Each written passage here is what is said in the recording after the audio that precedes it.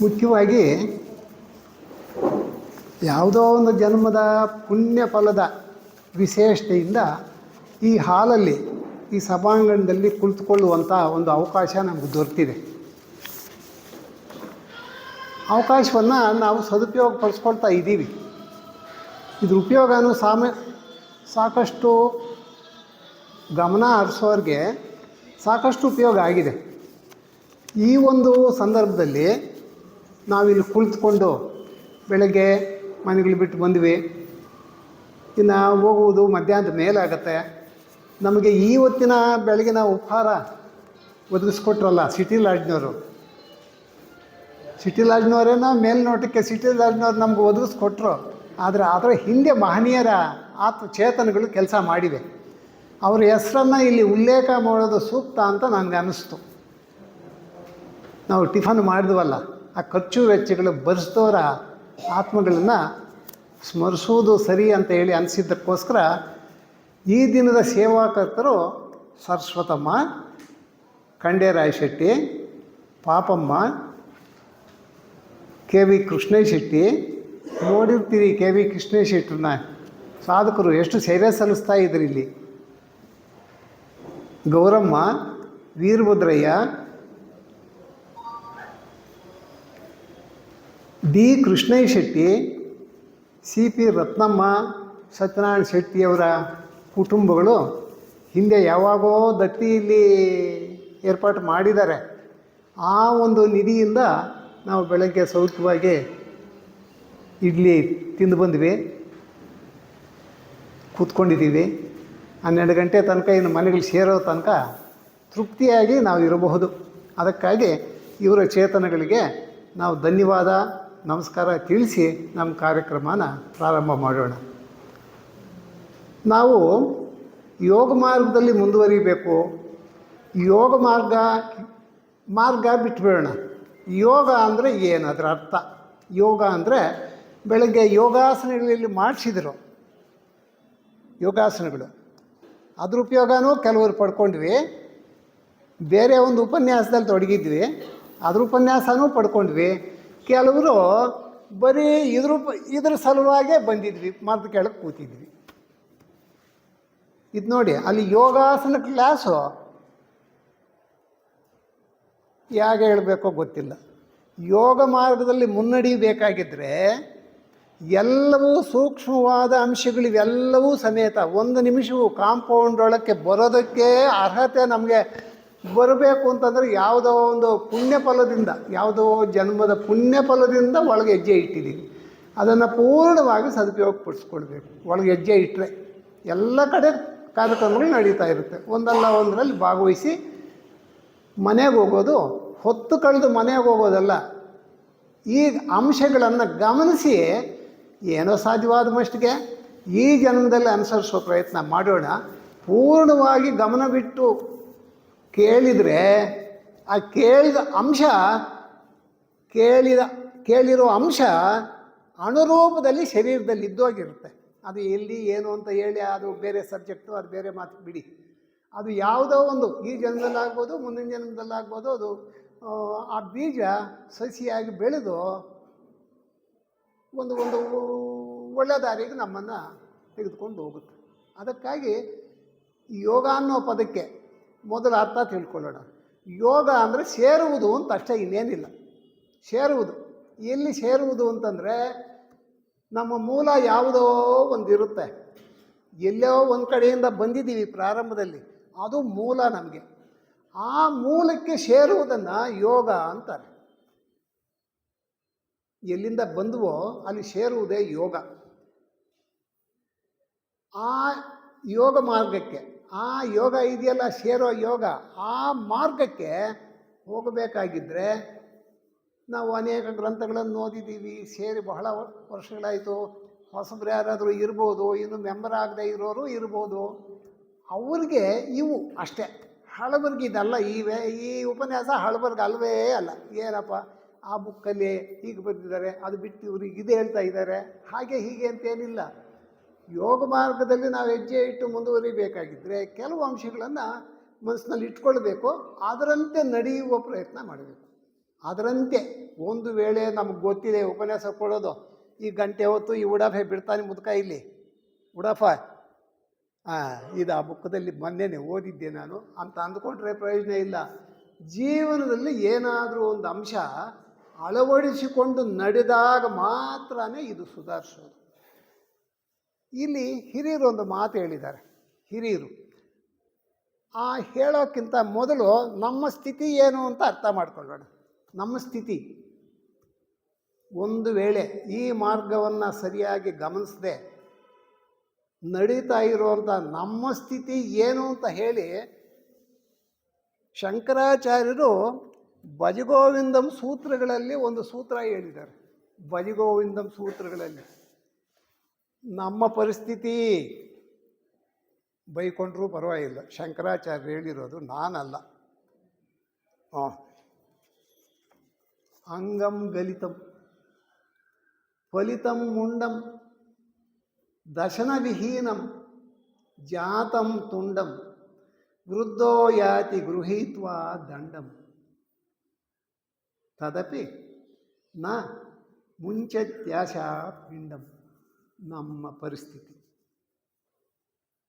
ಅಂಗಂ ಗಲಿತಂ, ವಯಸ್ಸು ಚೆನ್ನಾಗಾಗಿದೆ, ವಯಸ್ಸು ಆಗಿದೆ ನಮಗೆಲ್ಲರಿಗೂ. ಯಾರೋ ಸಣ್ಣ ಮಕ್ಕಳು ಇರ್ಬೋದು, ಅಂತೂ ಒಂದು 50 ಮೇಲೆ ಭಾಳ ಜನ ಇದ್ದೀವಿ. 50 ಮೇಲೆ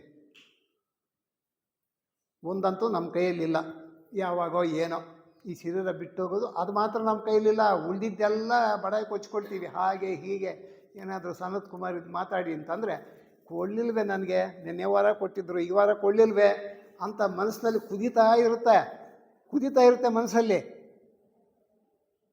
ಯಾಕೆ ಅಂದರೆ ಹೇಳಬೇಕು, ಹೊಗಳಬೇಕು. ಆದರೆ ವಯಸ್ಸು ಇಷ್ಟ ಆಗಿದ್ರೂ ಸಮೇತ ಅಂಗಂ ಗಲಿತಂ ಫಲಿತಂ ಮುಂಡಂ, ವಯಸ್ಸಾಗೋಗಿದೆ, ತಲೆಗೂದಲೆಲ್ಲ ಬೋಳು ಆಗ್ತಾ ಇದೆ, ಕೂದಲು ನೆರ್ತೋಗಿದೆ, ಬೋಳು ಕೂದಲು ನೆರ್ತಿದೆ. ದಶನವಿಹೀನಂ, ವಯಸ್ಸಾಗ್ತಾ ಹಲ್ಲುಗಳು ಡಮಾರೋ ನೋಡಿ ಹೇಗಿದೆಯಾ. ಜಾತಂ ತುಂಡಂ, ನಿನ್ನ ನಡೆಯೋದು ಕೋಲು ಹಿಡ್ಕೊಂಡು ನಡೆಯೋದು. ವೃದ್ಧೋ ಯಾತಿ, ಶರೀರ ಇಷ್ಟು ವೃದ್ಧಿಯಾಗಿದ್ದರೂ ಸಮೇತ ಮುದಿಯಾಗಿದ್ದೆ, ಶರೀರದಲ್ಲಿ ಶಕ್ತಿ ಇಲ್ಲ, ತಲೆಗೂದಲು ನೆರ್ತಿದೆ, ಹಲ್ಲು ಬಿದ್ದೋಗಿದೆ, ಕೈ ಕೋಲು ಬಂದಿದೆ, ಆದರೂ ಸಮೇತ ವೃದ್ಧೋ ಯಾತಿ ಗೃಹೀತ್ವಾ ದಂಡಂ, ಆದರೂ ಏನೂ ಬಿಟ್ಟಿಲ್ಲ. ತದಪಿ, ಆದಾಗ್ಯೂ ಮುಂಚತ್ಯಾಶ ಪಿಂಡಂ, ಇದು ಮಾತ್ರ ಬಿಟ್ಟಿಲ್ಲ. ಎಲ್ಲವೂ ನಶೋಗಿದೆ. ಬೆಳಗ್ಗೆ 2 ಇಡ್ಲಿ ಕೊಟ್ಟರು, 3 ಇಡ್ಲಿ ಕೊಟ್ಟರು. ಮೊದಲಿಗೆ ಈಗ ನಾನು ಅದು ಗಮನಿಸ್ತಾ ಇಲ್ಲ. ಮೊದಲಿಗೆ ಭಾಳ ಹಿಂದೆ ನಾನು ಹೇಳೋದು, 2ನೇ ಸಲ ಯಾರ್ಯಾರು ಬೇಕೋ ಬನ್ನಿ, 2ನೇ ಸಲನೂ ತೆಗೆದುಕೊಳ್ತಾ ಇದ್ವಿ, ಇನ್ನೂ ಉಳಿತಾ ಇತ್ತು. ಇನ್ಯಾರಾದರೂ ಬೇಕಾಗಿದ್ದರೆ ಬನ್ನಿ, ಇನ್ನೂ ಉಳಿತಾ ಇತ್ತು. ಜೀರ್ಣಶಕ್ತಿ ಕಡಿಮೆ ಆಗಿದ್ರೂ ಸಮೇತ ಅದರ ಆಶೆ ಮಾತ್ರ ನಾವು ಇನ್ನೂ ಬಿಟ್ಟಿಲ್ಲ. ಇದು ಯಾಕೆ ಹೇಳ್ತಾ ಇದ್ದಾರೆ ಈ ಶ್ಲೋಕ ಅಂತಂದರೆ, ಬರೀ ತಿನ್ನೋದು ಅಂತಲ್ಲ, ಪ್ರಾಪಂಚಿಕತೆ, ಸ್ಥೂಲ ಪ್ರಜ್ಞೆ, ಸ್ಥೂಲ ಜೀವನ ಬರುತ್ತೆ ಮುಂದೆ. ಅದಕ್ಕಾಗಿ ಈ ಶ್ಲೋಕ ಇಲ್ಲಿ ಶಂಕರಾಚಾರ್ಯರು ಹೇಳಿರೋದು. ಅನಂತರ ನಮ್ಮಲ್ಲಿ ಒಂದು ವಿಷಯ ಇದೆ. ಏನಪ್ಪ ಅಂತಂದರೆ, ಅನೇಕ ಉಪನ್ಯಾಸಗಳು ಕೇಳ್ತೀವಿ, ಅನೇಕ ಉಪನ್ಯಾಸಗಳು ಕೊಡ್ತೀವಿ, ಆದರೆ ನಡೆಯುವಾಗ ಎಡುತ್ತೀವಿ. ಕೆಲವರು ನನ್ನಂಥವರು, ಕೆಲವರು ಎಡುವುದೇ ಇರ್ಬೋದು, ಅದು ಬೇರೆ ಮಾತು. ಅದಕ್ಕಾಗಿ ಸಿದ್ದೇಶ್ವರ ಶ್ರೀಗಳು ಒಂದು ಮಾತು ಹೇಳಿದ್ದಾರೆ. ಈಗಿಲ್ಲ ಸಿದ್ದೇಶ್ವರ ಶ್ರೀಗಳು, ಆದರೆ ಇಲ್ಲದೇ ಹೋದ್ರೂ ಇದ್ದಾರೆ ಪ್ರಪಂಚದಲ್ಲಿ. ಯಾಕೆ ಅಂತಂದರೆ, ನಡವಳಿಕೆಯ ತಿಳುವಳಿಕೆ ಕೊಟ್ಟಿರೋದು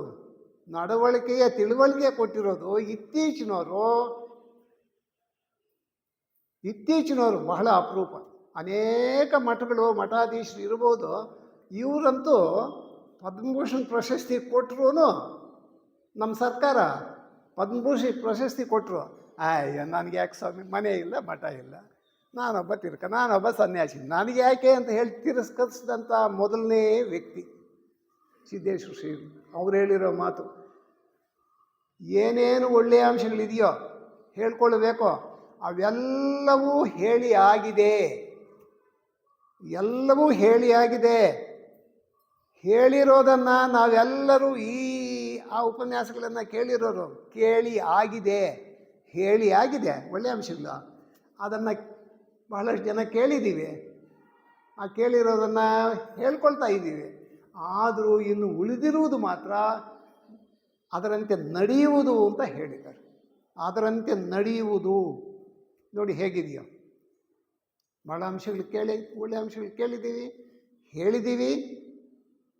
ಕೊರತೆ ಇದೆ ಅನ್ನೋ ಭಾವನೆ ಅವ್ರಿಗೆ ಬಂದಿದೆ ನೋಡಿ ಆ ಮಹನೀಯರಿಗೆ. ಅದಕ್ಕಾಗಿ ಇನ್ನು ಉಳಿದಿರುವುದು ಮಾತ್ರ ನಡೆಯುವುದು, ಅದರಂತೆ ನಡೆಯುವುದಷ್ಟೇ. ಸಿದ್ದೇಶ್ವರ ಶ್ರೀಗಳು ಹೀಗೆ ಹೇಳಿದ್ದಾರೆ. ಒಬ್ಬ ಗ್ರೀಕ್ ವೇದಾಂತಿ ಏನು ಹೇಳಿದ್ದಾರೆ ಅಂತಂದರೆ, ಗ್ರೀಕ್ ವೇದಾಂತಿ ನಮ್ಮ ಸಾಹಿತ್ಯದಲ್ಲಿದೆ.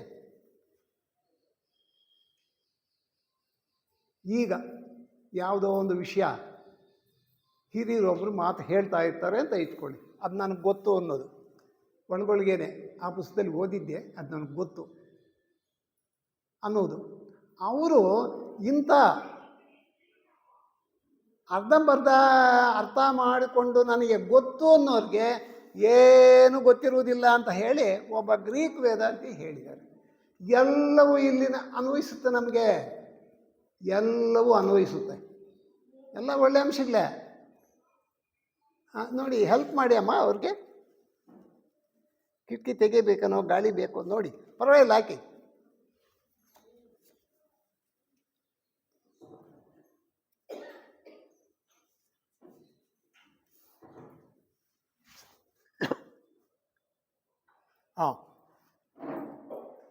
ಇದೆಲ್ಲವೂ ನಾವು ಪ್ರಥಮ ಸಾಲುಗಳಲ್ಲಿ ತಿಳಿದುಕೊಂಡ್ರೆ ಮೊದಲನೇ ಒಂದು ಪದದ ಅರ್ಥ ಮಾಡ್ಕೊಂಡಿದ್ದೀವಿ. ಯೋಗ ಮಾರ್ಗದಲ್ಲಿ ನಾವು ಮುನ್ನಡಿಬೇಕಾಗಿದ್ದರೆ ನಾವು ಎಲ್ಲಿಂದ ಬಂದವು ಅಲ್ಲಿ ಸೇರ್ತೀವಿ. ಇವತ್ತಲ್ಲ ನಾಳೆ, ಈ ಜನ್ಮದಲ್ಲಲ್ಲ, ಯಾವುದೋ ಒಂದು ಜನ್ಮದಲ್ಲಿ. ಆದರೆ ಹೀಗೆ ಎಲ್ಲಿಂದ ಬಂದ್ವಿ ಅಂತಂದರೆ ಅದು ನಮಗೆ ತಿಳಿದೇ ಇರೋ ಅಂಶ. ಆ ಸೃಷ್ಟಿಕರ್ತನಿಗೆ ಮಾತ್ರ ಗೊತ್ತು ನಾವೆಲ್ಲಿಂದ ಬಂದ್ವಿ ಅಂತ. ಆದರೆ ಈ ಸನಾತನ ತಿಳುವಳಿಕೆಯಲ್ಲಿ ಇತಿಹಾಸ ಹೇಳಿರೋದರಲ್ಲಿ ನಾವು ಮೊದಲನೇ ಭೂತವರ್ಗದಿಂದ ಬೆಳೆದು ಬಂದಿದ್ದೀವಿ. ಮೊದಲನೇ ಭೂತವರ್ಗದಿಂದ ಆ ಸೃಷ್ಟಿಕರ್ತ ಯಾಕೆ ನಮ್ಮನ್ನೆಲ್ಲ ಕಳಿಸ್ಬೇಕಾಗಿತ್ತು? ಏನಪ್ಪ, ಯಾವುದೋ ಒಂದು ಕಷ್ಟ ಬಂದಾಗ, ಯಾವುದೋ ಒಂದು ತೊಂದರೆ ಬಂದಾಗ, ಅಡ್ಡಿ ಬಂದಾಗ ನಾವು ಅಂದ್ಕೊಂಡ್ಬಿಡ್ತೀವಿ, ಅಯ್ಯೋ ಏನು ದೇವರು ನನ್ನ ಯಾಕೆ ಹುಟ್ಟಿಸ್ಬೇಕಾಗಿತ್ತು ಅಂತ. ಇದಕ್ಕೆ ಕಾರಣ ನಮ್ಗೆ ಅರ್ಥ ಆಗೋದಿಲ್ಲ. ಯಾಕೆ ಹುಟ್ಟಿಸ್ಬೇಕಾಗಿತ್ತು, ಈ ಸೃಷ್ಟಿ ಯಾಕಾಯಿತು, ಇದು ಗೊತ್ತೇ ಇಲ್ಲ. ಹೀಗೆ ಗೊತ್ತಿರೋದೇನು ಅಂತಂದರೆ ಹುಟ್ಟಿದ್ದೀವಿ, ಸನ್ಮಾರ್ಗದಲ್ಲಿ ಬದುಕಿ ಬಾಳಿ ಮುಂದುವರಿಬೇಕಷ್ಟೇ. ಹುಟ್ಟಿದ್ದೀವಿ. ಒಂದನೇ ಭೂತವರ್ಗದಿಂದ 2, ಎರಡನೇ ಭೂತವರ್ಗದಿಂದ 3, ಒಂದೊಂದು ಭೂತವರ್ಗದಲ್ಲೇ ಒಂದೊಂದು ಕಲ್ಪಕಾಲ ಅಂತ ತಿಳಿಸ್ತಾರೆ. ಒಂದು ಕಲ್ಪ ಅಂದರೆ 432 ಕೋಟಿ ವರ್ಷಗಳು ಒಂದು ಕಲ್ಪ ಅಂದರೆ. ಅಲ್ಲೇ ಭೂತವರ್ಗದಲ್ಲೇ 3 ಕಲ್ಪಗಳು, 432 × 3 ಅಷ್ಟು ಕೋಟಿ ವರ್ಷಗಳು ಭೂತವರ್ಗದಲ್ಲೇ ಕಳೆದ್ವಿ. ಭೂತವರ್ಗ ಆದಮೇಲೆ ಕನಿಜಕ್ಕೆ ಬಂದ್ವಿ, ಕನಿಜ ಆದಮೇಲೆ ಸಸ್ಯಕ್ಕೆ ಬಂದ್ವಿ, ಸಸ್ಯ ಆದಮೇಲೆ ಪ್ರಾಣಿ ಆದ್ವಿ, ಪ್ರಾಣಿ ಅಲ್ಲಿ ತನಕ ಕಲ್ಪಗಳಿದೆ. ಒಂದೊಂದು ಕಲ್ಪ 432 ಕೋಟಿ ವರ್ಷಗಳು ಒಂದೊಂದು ಪದರದಲ್ಲೂ ಜೀವನ ಮಾಡಿ ಈಚೆಗೆ ಬಂದ್ವಿ. ಪ್ರಾಣಿಯಿಂದ ಮನುಷ್ಯವರ್ಗಕ್ಕೆ ಬಂದಾದ ಮೇಲೂ ಸಮೇತ ತಿಳಿಸಿರೋದು 432 ಕೋಟಿ ವರ್ಷಗಳೇ. ಆದರೆ ಇಲ್ಲಿ ಸರಿಯಾದ ದಾರಿನಲ್ಲಿ ನಡೆದರೆ, ಸರಿಯಾದ ದಾರಿನಲ್ಲಿ ನಡಿದೇ ಹೋದರೆ, ಹೇಗೆ ನಡಿಬೇಕೋ ಹಾಗೆ ನಡೆದರೆ ಆ 432 ಕೋಟಿ ವರ್ಷಗಳು ಡಿಫ್ರೆನ್ಸ್ ಆಗುತ್ತೆ. ಪ್ರಾಣಿ ವರ್ಗದಿಂದ ಮನುಷ್ಯ ವರ್ಗಕ್ಕೆ ಬಂದಾದ ಮೇಲೆ ಹೇಗೆ ನಡಿಬೇಕೋ ಮನುಷ್ಯ ಹಾಗೆ ಸಾಮಾನ್ಯವಾಗಿ ನಡೆದರೆ 432 ಕೋಟಿ ವರ್ಷಗಳೇ. ಸ್ವಲ್ಪ ಕಠಿಣವಾಗಿ ದೀರ್ಘ ಯೋಚನೆ ಮಾಡ್ತಾ ಆದಷ್ಟು ಬೇಗ ಮುನ್ನಡಿಬೇಕು ಅನ್ನೋರಿಗೆ 432 ಕೋಟಿ ವರ್ಷಗಳು ಕೊಟ್ಟಿಲ್ಲ, ಇನ್ನು ಕಡಿಮೆ ಮಾಡಿದ್ದಾರೆ. ಅಥುನೈವ ಅದರ ಅರ್ಥ ಈಗಲೇ ಒಂದು ವೇಳೆ ಯಾವುದೋ ಬುಕ್ಕಲ್ಲಿ ಬರೆದ್ರು ಆತನ ಬುದ್ಧಿ ಇದೆಯಾ, ಈ ಮನುಷ್ಯನಿಗೆ ಉದ್ಧಾರ ಆಗ್ತಾನ ಅಂತಂದರೆ ಹಾಗೆ ಹೇಳಿಕೊಂಡವನೇ ಸಮೇತ ಒಂದು ಜನ್ಮ ಮುಂದಕ್ಕೆ ಹೋಗ್ತಾನೆ, ಹೆಚ್ಚಾಗ್ತಾನೆ. 432 ಕೋಟಿ ವರ್ಷಗಳಲ್ಲ, ಅವನಿಗೆ 433 ಆಗ್ಬೋದು, 450 ಆಗ್ಬೋದು. ಒಂದು ವೇಳೆ ಕಠಿಣ ಸಾಧನೆ ಮಾಡಿ ಸರಿಯಾದ ಮಾರ್ಗದಲ್ಲಿ ನಾನು ನಡೀಲೇಬೇಕು ಅಂತ ಅಂದ್ಕೊಂಡ್ರೆ 432 ಕೋಟಿ ವರ್ಷಗಳಿಲ್ಲ, ಅದಕ್ಕಿಂತ ಮೊದಲೇನೇ ಮುಕ್ತಿ. ನೋಡಿ ಹೇಗಿದೆಯೋ. ಅದಕ್ಕಾಗಿ ಇದು ತೀಕ್ಷ್ಣವಾಗಿ ನಾವು ಮನಸ್ಸಲ್ಲಿ ಇಟ್ಕೊಳ್ಬೇಕಾಗಿದೆ. ಪ್ರಪಂಚದಲ್ಲಿ ಅವರೆಲ್ಲ ಸುಖವಾಗಿಲ್ವಾ, ನಾವೇನಾ ಅಂತ ಅಂದ್ಕೊಂಡ್ರೆ ಸುಖವಾಗಿರಬಹುದು. ಅವರು ಸುಖವಾಗಿಲ್ಲದೆ ಇರೋರು ನಾವು. ಒಳಗಡೆನೇ ಏನದು ಅವನ ಬಗ್ಗೆ ಚಿಂತನೆ ನಡೆಸ್ತಾ ಇದ್ದೀವಲ್ಲ, ಪಕ್ಕವನ ಬಗ್ಗೆ, ಅವನು ಚೆನ್ನಾಗಿದ್ದಾನೆ ಅಂತ. ಅದು ಚೆನ್ನಾಗಿಲ್ಲದೆ ಹೋಗೋದು ನಾವು. ಅದರ ಬಗ್ಗೆ ಈ ಸೂಕ್ಷ್ಮವಾದ ವಿಷಯಗಳನ್ನು ಯೋಗ ಮಾರ್ಗದಲ್ಲಿ ಮುನ್ನುಡಿಬೇಕಾಗಿದ್ದರೆ ಗಮನಿಸಬೇಕಾಗಿರೋ ಅಂಶಗಳೇನು, ಕಿವಿಗೆ ಹಾಕ್ಕೊಂಡು ಅದರಂತೆ ನಡಿಬೇಕಾಗಿರೋ ಅಂಶಗಳೇನು ಅಂತ ಹೇಳಿ ಅನೇಕ ಗ್ರಂಥಗಳು ಹೇಳಿದ್ದಾರೆ. ಅನೇಕ ಗ್ರಂಥಗಳಲ್ಲಿ ಒಳ್ಳೆಯ ಅಂಶಗಳು ಹೇಳಿದ್ದಾರೆ. ಪ್ರಥಮ ಗ್ರಂಥವೇ ನಮಗೆ ದೊರೆತಿದ್ದು 3ನೇ ಹಂತದಲ್ಲಿ ದೊರೆತಿದ್ರೂ ಸಮೇತ ಅದು ಇವಾಗ ಪ್ರಥಮ ಗ್ರಂಥ ನಮಗೆ ಯಾವುದೋ ಮಹಾತ್ಮರ ಮೂಲಕ JK ಅವರು ನಮ್ಗೆ ಕೊಟ್ರಲ್ಲ, ಪರಮಗುರು ಚರಣ ಸನ್ನಿಧಿ, ಅದರಲ್ಲೇ ಪ್ರಾರಂಭ ಆಗೋಗಿದೆ. ಅದರಲ್ಲೇ ಹೇಗೆ ನಡಿಬೇಕು ಮನುಷ್ಯ ಅಂತ ಅದು ಒಂದು ಗಮನಿಸಿದರೆ ಸಾಕು. ನಿಜವಾಗಿಯೂ ನಮ್ಮ ಮಾರ್ಗ ಶೋಭಾಯಮಾನವಾಗಿ ಸಲೀಸಾಗಿ ಕಾಣಿಸುತ್ತೆ ನಮಗೆ. ಅದು ಕಲ್ಲು ಮಣ್ಣು ಇರ್ಬೋದು, ಬೆಟ್ಟಗುಡ್ಡಗಳು ಇರ್ಬೋದು, ನಮಗೆ ಸರಿಯಾಗಿ ಕಾಣಿಸುತ್ತೆ. ಅದು ಸಮೇತ ಮೌನವಾಣಿನಲ್ಲಿ ಕೊಟ್ಟಿದ್ದಾರೆ, ಮಾರ್ಗಜ್ಯೋತಿನಲ್ಲಿ ಕೊಟ್ಟಿದ್ದಾರೆ, ಪಾರಮಿತಗಳು ಕೊಟ್ಟಿದ್ದಾರೆ. ಹೇಳ್ಕೊಳ್ಳೋಕ್ಕೆ ಭಾಳ ಸುಲಭ ಇದೆ ಪಾರಮಿತಗಳು. ವ್ಯಾಖ್ಯಾನ ಮಾಡುವಾಗ ದಾರಿನೇ ಇಲ್ಲ. ಅಲ್ಲಿ ಕಡಿದಾದ ಬೆಟ್ಟಗುಡ್ಡಗಳ ಕಲ್ಲು ಮಣ್ಣುಗಳು ಮುಳ್ಳುಗಳಿಂದ ಕೂಡಿರುವಂಥದ್ದು, ಏನು ದಾರಿ ಇಲ್ಲ. ಆದರೆ ಆ ಗುಣ ಬೆಳೆಸ್ಕೊಂಡ ತಕ್ಷಣವೇ ನಾವು ದಾರಿ ಕಾಣಿಸುತ್ತಂತೆ ಮುಂದೆಜ್ಜೆ ಇಡೋದಕ್ಕೆ. ಅಲ್ಲಿ ದಾನಶೀಲ ಇತ್ಯಾದಿ ಹೇಳಿದ್ದಾರೆ ಅಂತ ಇಟ್ಕೊಳ್ಳಿ, ಅದೇನು ಅಕ್ಕರೆ ಇಲ್ಲ ನಮಗಿಲ್ಲಿ. ಆ ಒಂದು ಗುಣ, ಆ ದಾನದ ಒಂದು ಗುಣ ನಾವೇನಾದರೂ ಅಭ್ಯಾಸ ಅಲ್ಲ ಮನಸ್ಸಲ್ಲಿ ಏನು ಜೀವನದಲ್ಲಿ ಅಳವಡಿಸ್ಕೊಂಡು ಮುಂದುವರೆದ್ರೆ ತಾನಾಗಿ ಆ ಶೀಲದ ಮೆಟ್ಟಲ ಕಡೆ ನಮ್ಗೆ ದಾರಿ ಕಾಣಿಸುತ್ತೆ. ಇಲ್ಲದೆ ಹೋದರೆ ಕಾಣಿಸೋದಿಲ್ಲ ದಾರಿ. ಎಲ್ಲಿರಬೇಕೋ ಅಲ್ಲೇ ಇರ್ತೀವಿ. ಆದರೆ ದಾನ ಮಾತ್ರ ಇಲ್ಲಿ ಮಾಡ್ತಾನೆ ಇರ್ತೀವಿ. ನಾನು ದಾನ ಮಾಡೋದರಲ್ಲಿ ಎತ್ತಿದ ಕೈ. ಅದು ಹೇಗೆ ದಾನ ಮಾಡೋದ್ರಲ್ಲಿ ಎತ್ತಿದ ಕೈಯೇ? ಫೋಟೋಗ್ರಾಫರು, ಡಂಗೋರ ಎಲ್ಲರೂ ಇರಬೇಕು.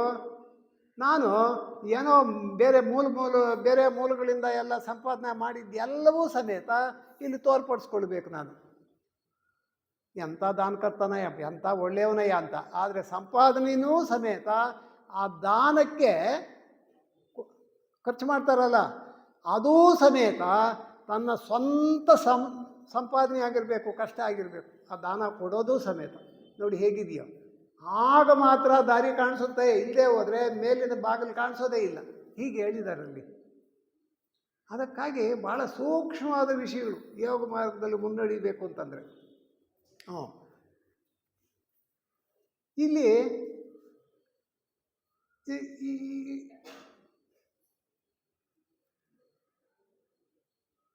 ಏನು ಹೇಳಪ್ಪ, ಬೈಬೇಡ, ಹೇಳು. ಅಮ್ಮನಿಗೇನೋ ಸರಿಯಾಗಿ ಹೇಳು ನಾಗರಾಜ್.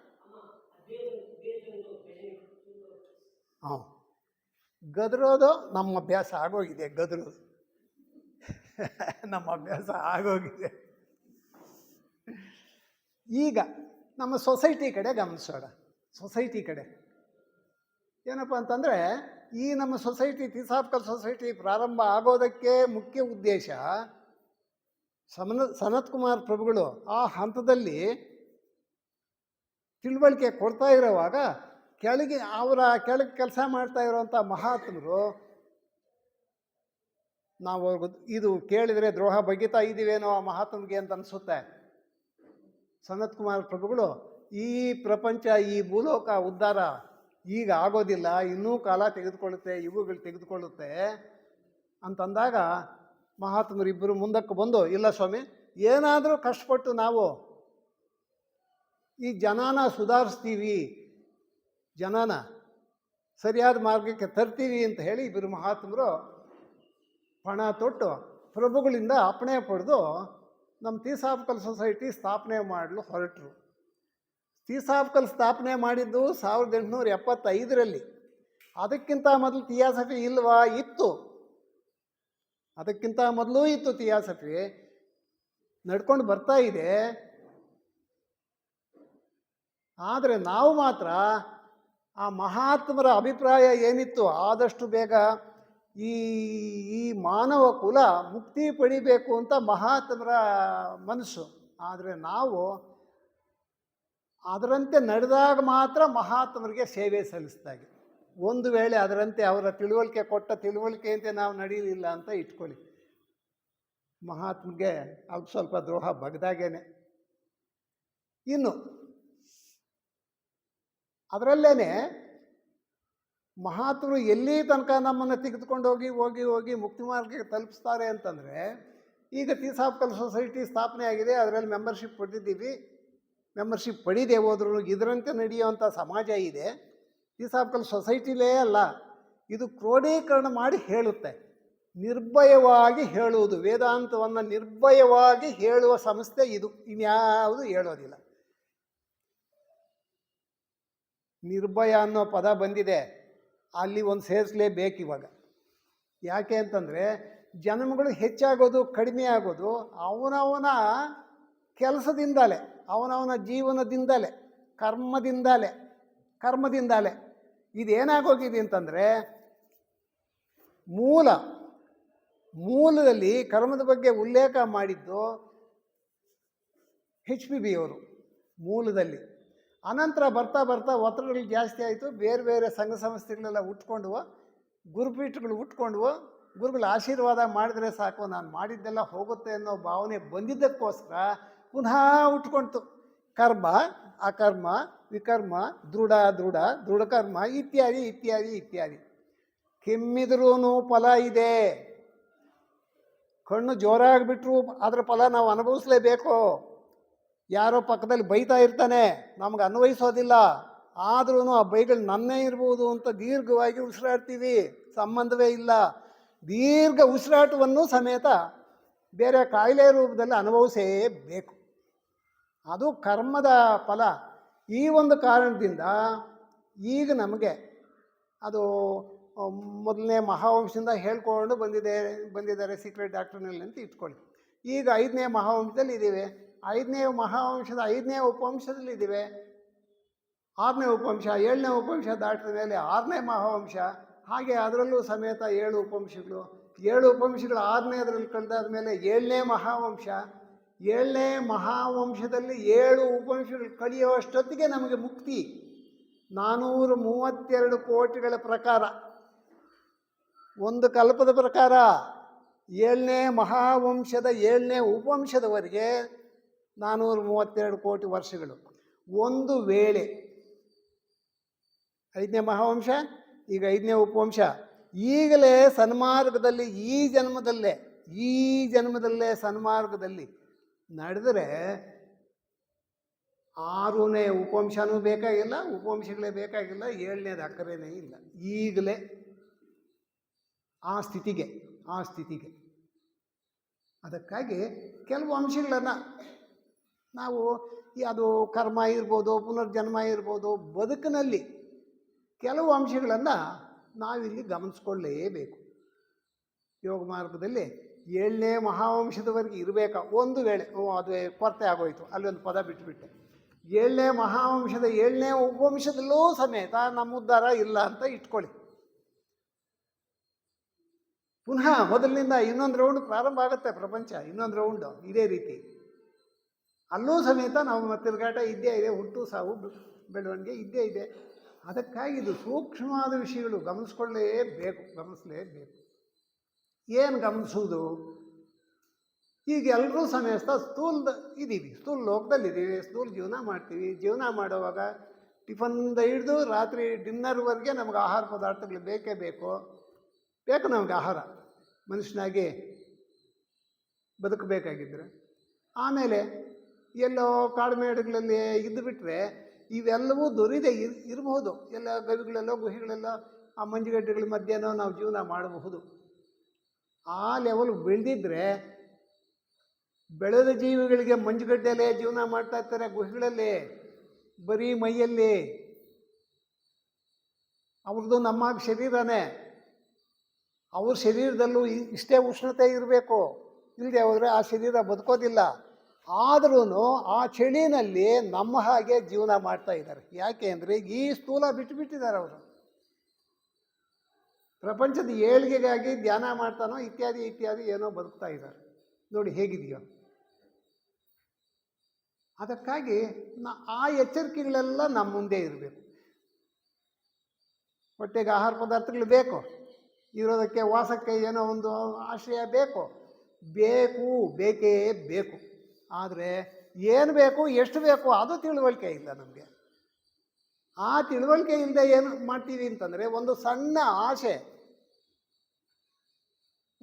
ಆಸೆ ಉಟ್ಕೊಳ್ಳುತ್ತೆ. ಏನು, ಇಡ್ಲಿ ತಿನ್ನೋವಾಗ ಇನ್ನೊಂದು ಇಡ್ಲಿ ಇದ್ದರೆ ಸಣ್ಣ ಆಸೆನೇ, ಅದು ತಪ್ಪಲ್ಲ, ಹೊಟ್ಟೆಪಾಡು. ತೃಪ್ತಿ ಅನ್ನೋದು ಬರಲಿಲ್ಲ ಅಲ್ಲಿ. ಯೋಗ ಮಾರ್ಗದಲ್ಲಿ ಎಡುವುದಂಗೆನೆ ಸಿಕ್ಕಿತು, ಭಗವಂತ ಇಷ್ಟು ಕೊಟ್ಟಿದ್ದಾನೆ, ಸಿಕ್ಕಿತು. ವಾಸಕ್ಕೊಂದು ಮನೆ ಇದೆ, ಸಿಕ್ಕಿತು. ಸಂದರ್ಭಾನುಸಾರ ಏನೋ ಒಂದು ಕಷ್ಟಪಟ್ಟು ಹಿಂದಿನ ಜನ್ಮದ ಪುಣ್ಯವೋ ಹಿರಿಯರ ಒಂದು ಆಶೀರ್ವಾದವೋ ಅನುಕೂಲವಾಯಿತು. ಅನೇಕ ಮನೆಗಳು ಕಟ್ಕೊಂಡಿದ್ದೀವಿ. ಅವ್ರು ಕಟ್ಟಿದ್ದಾರೆ, ಅನೇಕ ಮನೆಗಳು ಕಟ್ಟಿದ್ದಾರೆ. ಈಗ ನನಗಿಲ್ಲ. ಪಕ್ಕದ ಮನೆಯವರು ಈ ಮನೆ ಇಷ್ಟು ಕಟ್ಟಿದ್ದಾರೆ, ನನಗಿಲ್ಲ. ಆ ಮನೆ ಇಷ್ಟಿದೆ, ನನಗಿಲ್ಲ. ಬಂತು ಆಸೆ. ನೋಡಿ ಹೇಗಿದೆಯೋ. ಇವೆಲ್ಲವೂ ಸಮೇತ ನೀನು ಹೀಗೆ ಬದುಕಬೇಕು ಅಂತ ನಾವು ಕೇಳ್ಕೊಂಡ ಮೇಲೆ ಅವ್ರು ಕಳಿಸಿರೋದು, ನಾವೇ ಕೇಳ್ಕೊಂಡಿರೋದು. ಅದು ಟಚ್ ಮಾಡಿದ್ರೆ ಸ್ವಲ್ಪ ಅರ್ಥ ಆಗುತ್ತೆ, ಹೊಸಬ್ರು ಯಾರಾದರೂ ಇದ್ದರೆ. ಅದು ಹೇಗೆ ನಾವು ಕೇಳ್ಕೊಂಬಂದಿದ್ದೀವಿ ಅಂತಂದರೆ, ಈ ಜನ್ಮದೇ ತೆಗೆದುಕೊಳ್ಳೋಣ. ಈ ಜನ್ಮದಲ್ಲಿ ಶರೀರ ಬಿಟ್ಟುಬಿಡ್ತೀವಿ ಯಾವಾಗ. ಕರ್ಮಾನುಸಾರ ವಿವಿಧ ಲೋಕಗಳಲ್ಲಿ ವಾಸ ಮಾಡ್ತೀವಿ. ಕರ್ಮಾನುಸಾರ ಕೂತ್ಕೊಳ್ಳಿ.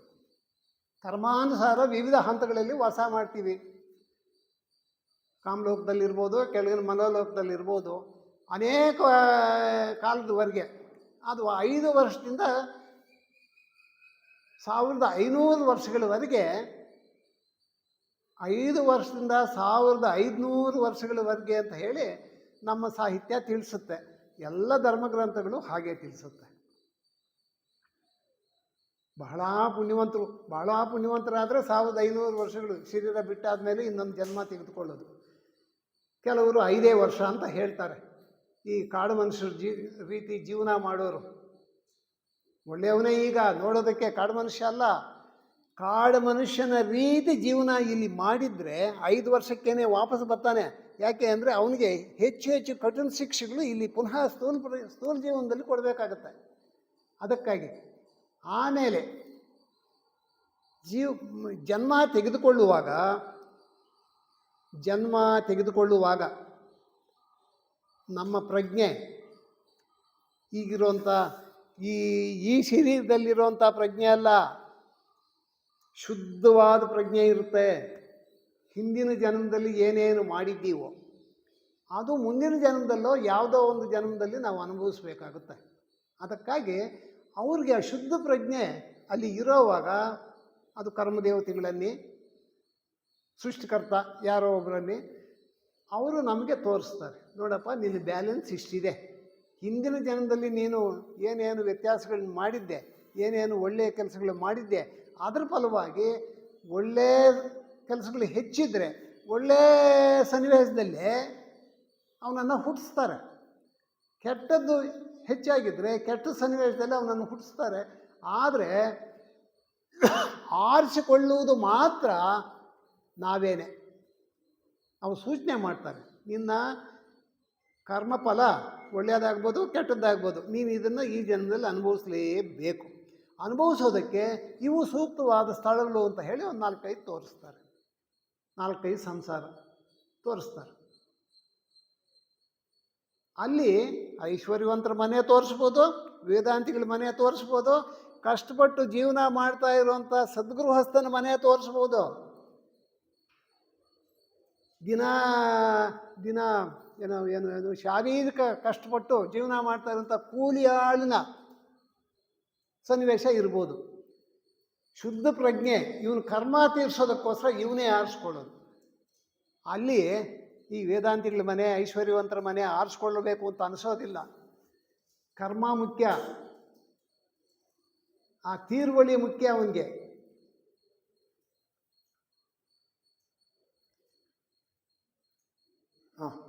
ತೀರ್ವಳಿ ಮುಖ್ಯ. ಅದಕ್ಕೋಸ್ಕರ ಆರಿಸಿಕೊಂಡಿದ್ದು ನಾವೇನೆ ಈ ಸನ್ನಿವೇಶದಲ್ಲಿ ಹುಟ್ಟಿದ್ದೀವಿ.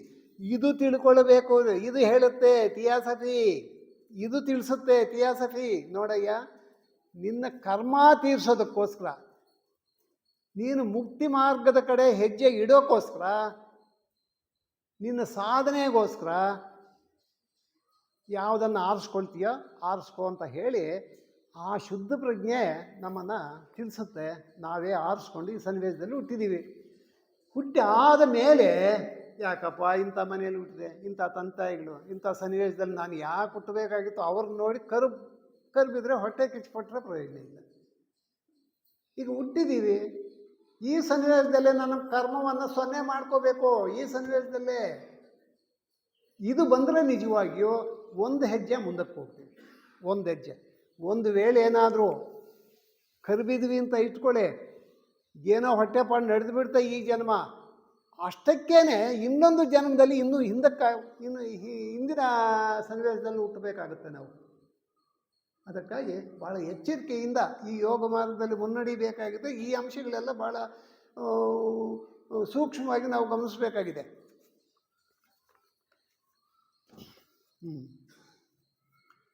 ಈಗ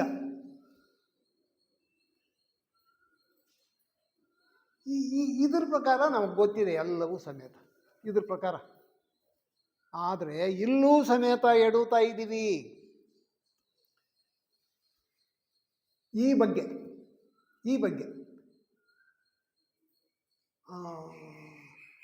ಅದು ಹೇಗೆ ಅಂದರೆ, ಈ ಸನ್ನಿವೇಶ ಸಾಯಂಕಾಲ ಚಳಿ ಆಗುತ್ತೆ, ಮಲಗೋವಾಗ ಒಂದು ಏನೋ ದುಪ್ಪಟ್ಟಿ ಕಂಬಳಿ ಇತ್ಯಾದಿ ಓದ್ಕೊಂಡು ಮಲಗ್ತೀವಿ. ಬರ್ತಾ ಸೆಕೆ ಆಗೋಗುತ್ತೆ. ಸೆಕೆ, ಅಯ್ಯೋ ಮಲಗೋವಾಗ ಚೆನ್ನಾಗಿತ್ತು, ಇವಾಗೇನು ಸೆಕೆ ಆಗ್ತಾ ಇದೆಯಾ ಅಂತ ಪಕ್ಕಕ್ಕೆ ತೆಗಿತೀವಿ. ಇದು ಥಿಯಾಸಫಿ. ಇದ್ರ ಬಗ್ಗೆ ಸರಿಯಾಗಿ ಗೊತ್ತಿಲ್ಲದೆ ಹೋದರೆ, ಸನ್ನಿವೇಶವನ್ನು ಸರಿಯಾಗಿ ಅರ್ಥ ಮಾಡ್ಕೊಳ್ದೆ ಹೋದರೆ, ಮಲಗೋವಾಗ ಚಳಿ ಅಂದಿವೆ, ನಿದ್ದೆಯಲ್ಲಿ ಸೆಕೆ ಅಂತ ಕಂಬಳಿ ತೆಗಿತಾ ಇದ್ದೀವಿ, ಸನ್ನಿವೇಶವನ್ನು ಅರ್ಥ ಮಾಡ್ಕೊಳ್ಳಿಲ್ಲ, ಚೀಗುಟ್ಟಿದ್ವಿ. ಅದು ತಿಳುವಳಿಕೆ ಕಡಿಮೆ ಇರೋರು ಅನ್ನೋ ಪದ ಇಲ್ಲಿ ಉಪಯೋಗಿಸಿದ್ದಾರೆ ಥಿಯಾಸಫಿನಲ್ಲಿ. ಈ ಬಗ್ಗೆ ತಿಳುವಳಿಕೆ ಕಡಿಮೆ ಇರುವವರು, ಸನ್ನಿವೇಶವನ್ನು ಸರಿಯಾಗಿ ಅರ್ಥ ಮಾಡಿಕೊಳ್ಳದೆ ಇರೋರು, ಅವರನ್ನು ತಿಳುವಳಿಕೆ ಇಲ್ಲದವರು ಅಂತ ಹೇಳ್ತಾರೆ. ಹೇಗಪ್ಪ ಅಂತಂದರೆ, ಐಶ್ವರ್ಯಕ್ಕಾಗೆ, ಸಂಪಾದನೆಗಾಗೆ ಏನೋ ಒಂದು ಸ್ಥೂಲದಲ್ಲಿ ಇವ್ರನ್ನ ನೋಡಿ ಇನ್ನೂ ಅಂತ ಅಂದ್ಕೊಳ್ಳೋರು, ಈ ತಿಳುವಳಿಕೆ ಕಡಿಮೆ ಇರೋರು. ಭಗವಂತ ಕೊಟ್ಟಿದ್ದಾನೆ, ತೃಪ್ತಿ ಅನ್ನೋದಿಲ್ಲ. ತೃಪ್ತಿ ವೈರಾಗ್ಯದಲ್ಲಿ ಹೇಳಿದೆ ಈ ಮಾತು, ತೃಪ್ತಿ ಅನ್ನೋದಿಲ್ಲ. ವೈರಾಗ್ಯ ಜೀವನ ಅಂತಂದರೆ ಎಲ್ಲ ಬಿಟ್ಟು ಕಾಡಿಗೆ ಹೋಗಿ ನೀನು ಎಲ್ಲೋ ಜೀವನ ಮಾಡು, ತಪಸ್ಸು ಮಾಡು ಅಂತಿಲ್ಲ. ಇದ್ದದ್ರಲ್ಲೇ ಭಗವಂತ ಈ ಹೊತ್ತಿಗೆ ಇದು ಕೊಟ್ಟಿದ್ದಾನೆ. ರಾಮ ಹಿಂದಿನವ್ರು ಹೇಳ್ತಾ ಇದ್ರು, ಕನಿಷ್ಠ ಪಕ್ಷ ಎಲೆ ಮುಂದೆ ಕೂತ್ಕೊಂಡಾಗ ಬಡಿಸಿದ ಆಹಾರ ಪದಾರ್ಥಗಳ ಮೊದಲನೇ ತುತ್ತಾದರೂ ಭಗವಂತ ಅಂತ ನಮಿಸಿ ಬಾಯಲ್ಲಿ ಇಟ್ಕೋ ಅಂತ ಹೇಳ್ತಾ ಇದ್ರು. ಈಗ ಭಗವಂತನೂ ಇಲ್ಲ, ಏನೂ ಇಲ್ಲ, ಲೈನಲ್ಲಿ ಹೋಗ್ತೀವಿ, ಕೊಟ್ಟರು ಗಬಾನೆ. ಯಾಕೆ ಅಂದರೆ ಟೀ ಏನಾದರೂ, ಕಾಫಿ ಏನಾದರೂ ಎಲ್ಲ ಏನಪ್ಪ ಈ ಮೂಲಕ ತಪ್ಪುಗಳು ಹಿಡಿತಾ ಇದ್ದೆ ಅಂತಿದ್ದ ಅನ್ಕೋಬೇಡಿ. ನನ್ನಂಥವು ಕಡಿಮೆ ತಿಳುವಳಿಕೆ ಇರೋರು ಬಿಸಿ ಕಾಫಿ ಆಗೋದ್ರೆ ಎಲ್ಲ ಫಸ್ಟ್ ಲೈನೇ ನಮ್ಮದು, ಫಸ್ಟ್ ಲೈನೇ ನಮ್ಮದು. ಬರೀ ಇದು ಮಾತ್ರ ಅಲ್ಲ ಎಕ್ಸಾಂಪಲ್ಲು. ಐಶ್ವರ್ಯಕ್ಕಾಗಿ, ಅಧಿಕಾರಕ್ಕಾಗಿ, ಪ್ರಮೋಷನ್ಗಾಗಿ, ಏನೋ ಒಂದು ಸಂಪಾದನೆಗಾಗಿ ಎಲ್ಲವೂ ಸಮೇತ ನಾವು ಎತ್ತುಕೊಂಡು ಶರೀರ ಬಿಟ್ಟಾಗ ನಮ್ಮ ಜೊತೆಯಲ್ಲಿ ಏನೇನು ಬರುವುದಿಲ್ಲವೋ ಅದಕ್ಕೇ ಗಮನ ಹರಿಸ್ತಾ ಇದ್ದೀವಿ. ಇಲ್ಲಿ ಯೋಚನೆ ಮಾಡೋಣ. ಇಲ್ಲದೆ ಇರ್ಬೋದು ಅನೇಕ ಜನ. ಯಾಕೆಂದರೆ ನಾನು ನೋಡಿದ್ದೀನಿ ಕೆಲವರು ಸಾಧನೆಯಲ್ಲಿ ಮುಂದುವರೆದಿರೋರು ಇದ್ದಾರೆ. ಅವ್ರನ್ನ ಬಿಟ್ಟುಬಿಡೋಣ. ನಮ್ಮಂಥವರು ತಿಳುವಳಿಕೆ ಕಡಿಮೆ ಇರೋರು, ಯೋಗ ಮಾರ್ಗದ ತಿಳುವಳಿಕೆ ಕಡಿಮೆ ಇರೋರು ಆ ಸ್ಥೂಲದ ಕಡೆನೇ ಶರೀರ ಬಿಡುವಾಗ ಏನೇನು ಬಿಟ್ಟು ಹೋಗ್ತೀವೋ ಎಲ್ಲವೂ ಸಮೇತ. ಅದು ವಿಶೇಷವಾಗಿ ರಿಲೇಷನ್ಸಲ್ಲಿ ಮಾರ್ಗಜ್ಯೋತಿನಲ್ಲಿ ಬರುತ್ತದು. ಒದ್ದಾಡ್ತಾ ಇದ್ದೀವಿ. ಕರ್ಮ ತೀರುವಳಿಗೋಸ್ಕರ ಒಂದು ಸಂಬಂಧದಲ್ಲಿ ಇಲ್ಲಿ ಹುಟ್ಟಿದ್ದೀವಿ. ಕರ್ಮ ತೀರುವಳಿಗೋಸ್ಕರ, ಆ ಸಂಬಂಧದ ಏಳಿಗೆಗೋಸ್ಕರ. ಅದು ಹೇಗೆ ನಾವು ಅಲ್ಲಿ ಏಳಿಗೆ ಕಡೆ ಗಮನ ಹರಿಸ್ತೀವಿ ಅಂತಂದರೆ, ಅಲ್ಲಿ ಹುಟ್ಟಿದಂಥ ವ್ಯಕ್ತಿಗೆ ನಾವು ಅನುಕೂಲ ಮಾಡಿಕೊಡ್ಬೇಕು. ಯಾರೋ ಹೊಸ್ದಾಗೊಬ್ಬ ನಮ್ಮ ಮನೆ ಪ್ರವೇಶ ಮಾಡಿದ್ದಾನೆ ಮಗುವಾಗಿ, ಅವನ ಉದ್ಧಾರಕ್ಕಾಗಿ ಈ ಪೇರೆಂಟ್ಸು ಕಷ್ಟಪಡಬೇಕು. ಕಷ್ಟಪಡೋವಾಗ ಸನ್ಮಾರ್ಗದಲ್ಲಿ ಕಷ್ಟಪಡ್ತಾ ಐಶ್ವರ್ಯದಲ್ಲಿ ಸ್ಥಿತಿವಂತರ ಆಗಲೂಬಹುದು. ಅದು ತಪ್ಪು ಅಂತಲ್ಲ. ಇನ್ನೊಬ್ಬರನ್ನ ನೋಡಿ ಇದು ಮೊದಲೇ ಪ್ರಾರಂಭದಲ್ಲೇ ಕಿವಿಗೆ ಹಾಕ್ಕೊಂಡಿದ್ದೀವಿ. ಹಂತವಾಗಿ ಬೆಳಿತೀವಿ ನಾವು. ಬೆಳೆಯೋದರಲ್ಲಿ, ಸಾಧನೆಯಲ್ಲಿ, ಸನ್ಮಾರ್ಗದಲ್ಲಿ ತೀಕ್ಷ್ಣತೆ ತೋರಿಸಿದರೆ ಅದು ಬೇರೆ ಮಾತು. ಸನ್ಮಾರ್ಗದಲ್ಲಿ ತೀಕ್ಷ್ಣತೆ ತೋರಿಸಿದರೆ.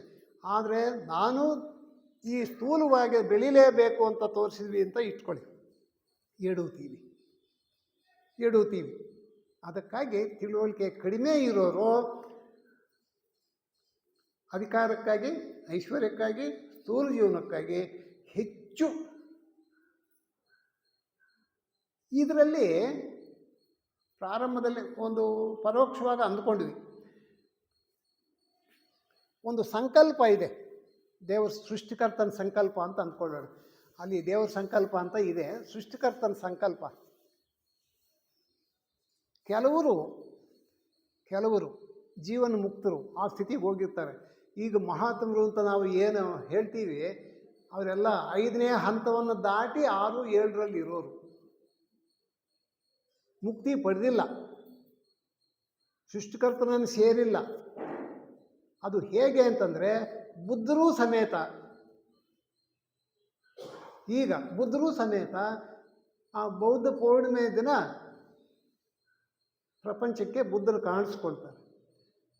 ಅವರನ್ನು ನೀವು ಮುಕ್ತಿ ಪಡೀರಿ ಅಂತ ಹೇಳಿ ಸೃಷ್ಟಿಕರ್ತ ಹೇಳಿದಾಗ, ಸೃಷ್ಟಿಕರ್ತ ನನಗೆ ಮುಕ್ತಿ ಬೇಡಿ ಸ್ವಾಮಿ, ಯಾಕೆ ಅಂತಂದರೆ ಈ ಪ್ರಪಂಚದಲ್ಲಿ ಈಗಿರುವಂಥ ಮಾನವರು ಎಲ್ಲರೂ ಸುಧಾರಿಸಿ ಮುಕ್ತಿ ಪಡೆಯುವವರಿಗೆ ನನಗೆ ಮುಕ್ತಿ ಬೇಡಿ ಅಂತಂದರು. ಯಾರೋ ಗೌತಮ್ ಬುದ್ಧರು. ಮುಕ್ತಿ ಪಡೀಲಿಲ್ಲ ಅವರು. ಹಾಗೆ ಇರಬಹುದು. ಒಂದು ವೇಳೆ ಮುಕ್ತಿ ಪಡ್ಕೊಂಡು ಹೋಗ್ಬೋದು 4ನೇ 5ನೇ ದೀಕ್ಷೆಗೆ ಹೋದ ಮೇಲೆ. ಅದು ದೀಕ್ಷೆಗಳೆಲ್ಲ ಬರುತ್ತೆ. 4ನೇ ದೀಕ್ಷೆವರೆಗೆ ಮುಕ್ತಿ ಪಡೆಯೋಲ್ಲ, 5ನೇ ದೀಕ್ಷೆಯಲ್ಲಿ ಮುಕ್ತಿ ಪಡೆಯೋದು ಅವರಷ್ಟಕ್ಕವ್ರೆ.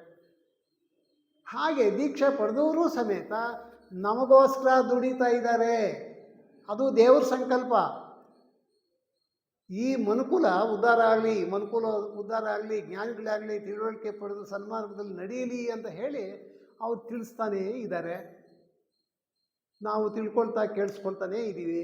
ಹೇಗಿರಬೇಕೋ ಹಾಗೆ ಇದ್ದೀವಿ. ಅದು ಇಲ್ಲಿ ಯೋಗ ಮಾರ್ಗದಲ್ಲಿ ನಾವು ಗಮನಿಸಬೇಕಾಗಿರುವಂಥ ಕೆಲವು ಮುಖ್ಯ ಅಂಶಗಳು. ಇನ್ನು ಏನಪ್ಪ ಅಂತಂದರೆ, ಇಲ್ಲಿ ವಿವೇಕದಲ್ಲೂ ತಿಳಿಸಿದ್ದಾರೆ ಪರಂಪೂರ್ ಚಾಣಸನ್ನಿಧಿಯಲ್ಲಿ. ಏನಪ್ಪ ಅಂತಂದರೆ, ಸತ್ಯ ನಾವು ಮುಂದುವರಿಬೇಕಾಗಿದ್ದರೆ, ಈ ಮಾರ್ಗದಲ್ಲಿ ಮುಂದುವರಿಬೇಕಾಗಿದ್ದರೆ ಸತ್ಯ ಯಾವುದು, ಅಸತ್ಯ ಯಾವುದು. ಇಲ್ಲಿ ಮಾತು ಸತ್ಯ, ಇರುವುದು ಸತ್ಯ ಅಂತಲ್ಲ. ಮಾತು ಸತ್ಯಕ್ಕೆ ಇಲ್ಲಿ ನಾವು ಬೆಲೆ ಕೊಡ್ಕೂಡ್ದು. ಸತ್ಯ ಯಾವುದು ಅಂತ ತಿಳಿದಾಗ ನಮ್ಮನ್ನು ಮುನ್ನಡೆಸಬೇಕಾಗಿದ್ದರೆ, ಈ ಹಂತದ ಮಾನವ ವರ್ಗದಿಂದ ಮೇಲಿನ ವರ್ಗಕ್ಕೆ ಇನ್ನೂ ಸನ್ಮಾರ್ಗದಲ್ಲಿ ಮುನ್ನಡೆಸಬೇಕಾಗಿದ್ದರೆ ನಾವು ಯಾವ ರೀತಿ ಜೀವನ ಮಾಡಬೇಕು ಅನ್ನೋದು ಇಲ್ಲಿ ಸತ್ಯ. ಈ ಹಂತದಲ್ಲಿ ಇದ್ದೀವಿ, ನಿಜವಾಗಿ ನಾವು ಒಳ್ಳೆಯವರೇ, ಕೆಟ್ಟವರಲ್ಲ. ಆದರೂ ಇನ್ನೂ ಏನೋ ಕೊರತೆ ಇದೆ. ಕೊರತೆ ಉಪನ್ಯಾಸ ಕೊಡ್ತಾ ಇರುವಾಗ ಕೆಲವು ಅಂಶಕ್ಕೆ ಜ್ಞಾಪಕ ಬರೋದಿಲ್ಲ. ಕೊರತೆ ಇದೆ. ಯಾಕೆ ಅಂತಂದರೆ ನಿನ್ನ ಬಾಯಿಂದ ಆ ಒಳ್ಳೆಯ ಅಂಶಗಳು ಬರ್ಕೊಡೋಯ್ಯ ಅಂತ ಅನಿಸುತ್ತೆ ಅವ್ರಿಗೆ. ಅದಕ್ಕಾಗಿ ಆ ಒಳ್ಳೆಯ ಅಂಶಗಳು ಈಚೆಗೆ ತಳ್ಳೋದಿಲ್ಲ. ಗುಣ ಬಿಟ್ಟೋದ್ನಲ್ಲಪ್ಪ, ಆವಾಗ ಯಾವುದೋ ಹೇಳಬೇಕಾಗಿತ್ತಲ್ಲಪ್ಪ, ಇವೆಲ್ಲ ಬಂದುಬಿಡುತ್ತೆ. ಆದ್ದರಿಂದ ನಮ್ಮ ಉದ್ಧಾರಕ್ಕೆ ನಮ್ಮ ಜೀವನ ಹೇಗಿರಬೇಕು ಅದು ಸತ್ಯಾಂಶ ಇಲ್ಲಿ. ಒಂದು ವೇಳೆ ಮಾರ್ಗವೆಲ್ಲ ಏನೂ ವ್ಯತ್ಯಾಸವಿಲ್ಲದೇ ಇದ್ದರೆ ಪ್ರಾರಂಭದಲ್ಲಿ ಆ ಪಾರಮಿತಗಳು ಅಂದುಕೊಂಡಾಗ ತಾನಾಗಿ ಸನ್ಮಾರ್ಗ ದಾರಿ ನಮಗೆ ಕಾಣಿಸುತ್ತೆ. ಒಂದು ವೇಳೆ ಆ ದಾರಿ ಕಾಣಿಸದೇ ಹೋದರೆ ನಾವು ಈ ಸತ್ಯ ಮಾರ್ಗದಲ್ಲಿ ನಡೀತಾ ಇಲ್ಲ, ಸನ್ಮಾರ್ಗದಲ್ಲಿ ನಡೀತಾ ಇಲ್ಲ ಅಂತ. ಅದು ಸತ್ಯ. ಉಳಿದದ್ದೆಲ್ಲ ಅಸತ್ಯ. ನಮ್ಮ ಉಳಿದ ಜೀವನ ಇದೆಯಲ್ಲ ಅದೆಲ್ಲವೂ ಅಸತ್ಯ. ತಿಳುವಳಿಕೆ ಇರ್ಬೋದು, ಗಂಟುಗಟ್ಟಲೆ ಉಪನ್ಯಾಸ ಕೊರಿಬೋದು, ಏನೇನೋ ಮಾಡ್ಬೋದು. ಆದರೆ ಅದರಂತೆ ನಡೀದೇ ಹೋದರೆ ಅದು ಅಸತ್ಯವೇ. ಪ್ರಪಂಚದ ಏಳಿಗೆಗಾಗಿ ಇರುವಂಥ ನಡವಳಿಕೆಯನ್ನು ಸತ್ಯ ಅಂತಾರೆ. ಅದು ಬಿಟ್ಟಿರೋದೆಲ್ಲ ಅಸತ್ಯವೇ. ಅದಕ್ಕಾಗಿ ಇದು ಸ್ವಲ್ಪ ಗಮನಿಸ್ಕೊಳ್ಬೇಕು. ಯೋಗ ಮಾರ್ಗದಲ್ಲಿ ಮುನ್ನಡಿಬೇಕಾಗಿದ್ದರೆ ನಾವು ಗಮನಿಸಬೇಕಾಗಿರುವಂಥ ಅಂಶಗಳೇನು. ಇನ್ನು ನಮ್ಮನ್ನು ಒತ್ತಡಕ್ಕೆ ಗುರಿ ಮಾಡ್ತಾ ಇದೆ. ಏನಪ್ಪ ಅಂತಂದರೆ ಇದು ಅರ್ಥ ಮಾಡ್ಕೊಳ್ಬೇಕು ನಾವು.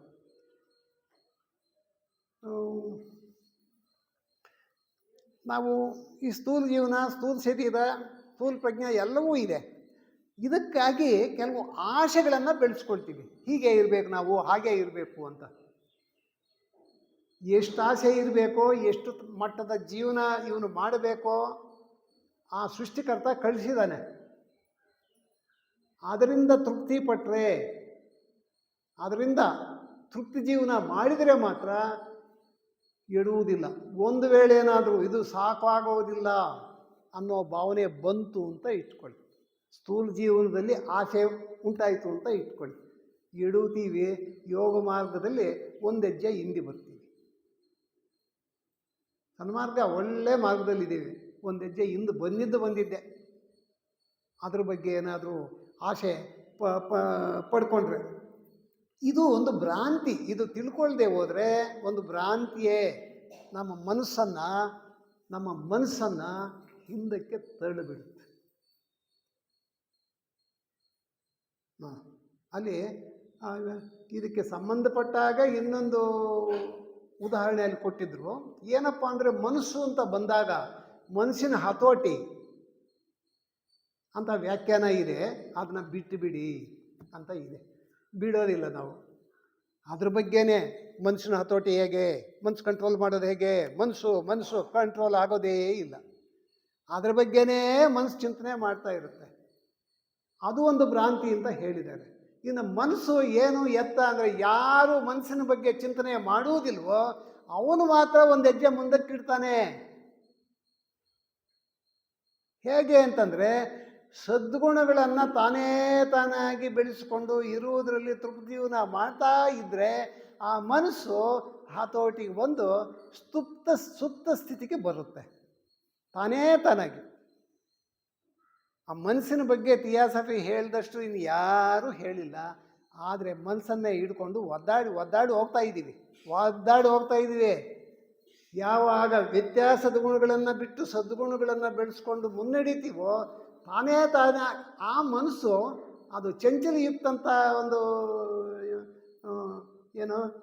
ಇಂದ್ರಿಯ. ಅದು ಚಂಚಲಯುಕ್ತ ಇಂದ್ರಿಯ. ಒಳ್ಳೆಯದನ್ನು ಕೆಡಿಸುತ್ತೆ, ಕೆಟ್ಟದ್ದನ್ನು ಕೆಡಿಸುವುದು ಅದರ ಗುಣ. ಅದನ್ನು ಸೂಕ್ತ ಮಾಡುವುದು ಯಾವಾಗ ಅಂತಂದರೆ ಸದ್ಗುಣಗಳನ್ನು ಹೆಚ್ಚು ಜೀವನದಲ್ಲಿ ಪಾಲಿಸ್ಕೊಂಡು ವ್ಯತ್ಯಾಸಗಳನ್ನು ಸ್ತಬ್ಧ ಮಾಡಿದಾಗ ತಾನಾಗೆ ಸ್ತಬ್ಧವಾಗಿ ಹೋಗುತ್ತೆ.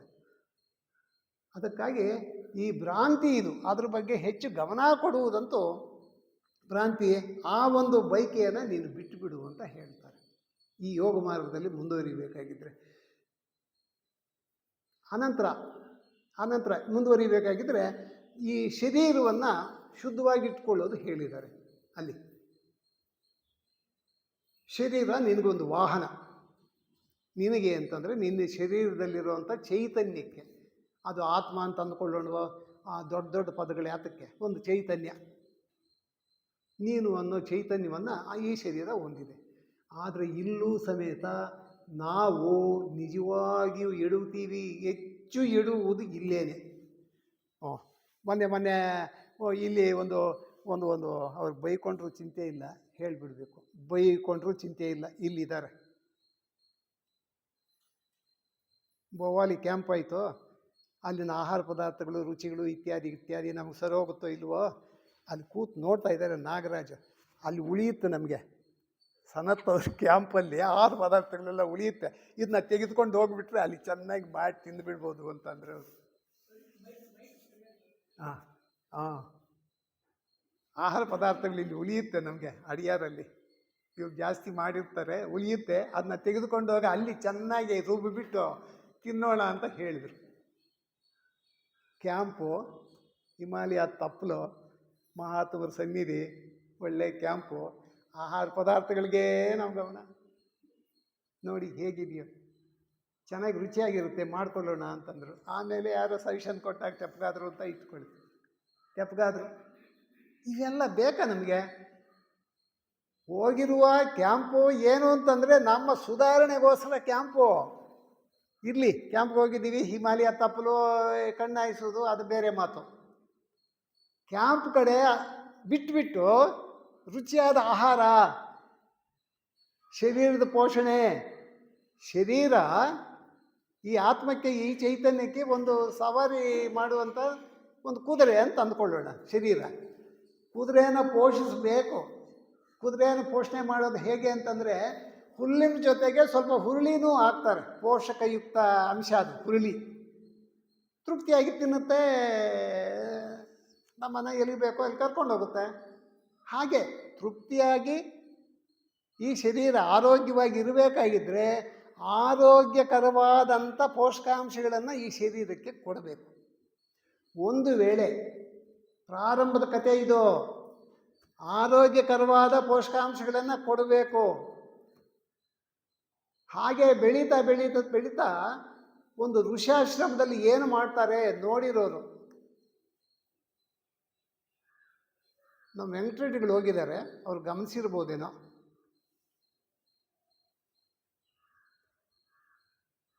ಋಷಿಕೇಶದಲ್ಲಿ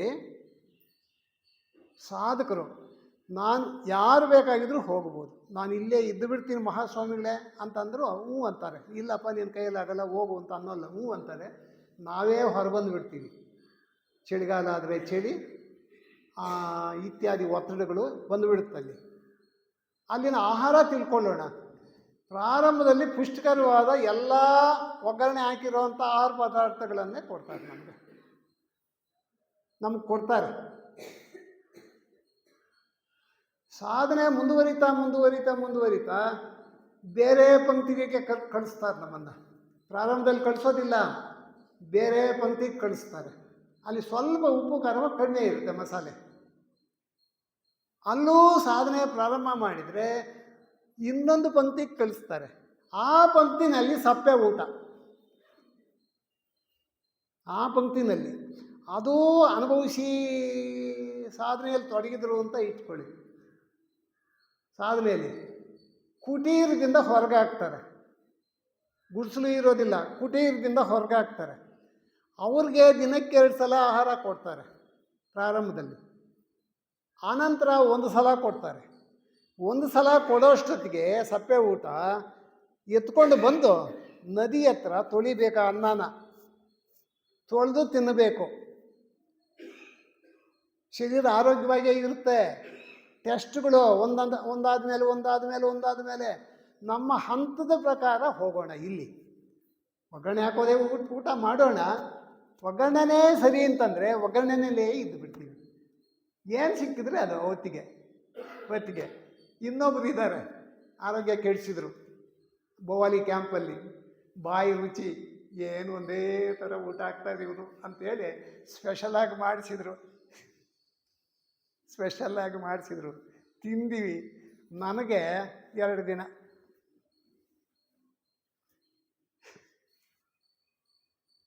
ತೃಪ್ತಿ ಇಲ್ಲ ನಮಗೆ. ಈ ಶರೀರ ನಾವು ಸವಾರಿ ಮಾಡೋ ಕುದುರೆ. ಇಷ್ಟೊತ್ತು ಅಂದ್ವಿ ಆಶ್ರಮದಲ್ಲಿ ಹೇಗೆ ಅಂತ, ಆಶ್ರಮ ಜೀವಿಗಳು. ಅದರಲ್ಲಿ ಇನ್ನೊಂದಿದೆ ಅಲ್ಲಿ. ಆ ತೊಳೆದ ಆದಮೇಲೆ ಅವರನ್ನು ಹೊರಗೆ ಕಳಿಸ್ಬಿಡ್ತಾರೆ ಆಶ್ರಮದಿಂದ ಹೊರಗೆ. ಅವರು ಕಾಡಿನಲ್ಲಿ, ಹಿಮಾಲಯ ಅದು, ಕಾಡಿನಲ್ಲಿ ಯಾವುದೋ ಒಂದು ಮರದ ಕೆಳಗೆ ಕೂತ್ಕೊಂಡು ಕಣ್ಣು ಮುಚ್ಕೊಂಡು ಜೀವನ ಮಾಡಬೇಕು, ಕಣ್ಣು ಮುಚ್ಕೊಂಡು ಧ್ಯಾನ ಮಾಡ್ತಾ ಇರಬೇಕು. ಅವ್ರಿಗೆ ಹತ್ರ ಗುಡಿಸಲಲ್ಲಿ ಜೀವನ ಮಾಡ್ತಾ ಇರ್ತಾರೆ ಬೆಟ್ಟಗುಡ್ಡಗಳವರು. ಅವ್ರ ಜೀವನ ಪದ್ಧತಿ ತನಗೆ ಎಷ್ಟು ಮಾಡಬೇಕೋ ಅಡುಗೆ ಅಷ್ಟಕ್ಕಿಂತ ಸ್ವಲ್ಪ ಜಾಸ್ತಿ ಮಾಡ್ತಾರೆ. ತೆಗೆದುಕೊಂಡು ಹೋಗಿ ಸ್ವಲ್ಪ ಜಾಸ್ತಿ ಮಾಡಿದ್ದು ಆ ಮರಗಿಡ ಕೆಳಗಡೆ ಕೂತಿರ್ತಾರಲ್ಲ ತಪಸ್ಸು, ಅವ್ರಿಗೆ ಕೊಟ್ಟು ಬರ್ತಾರೆ.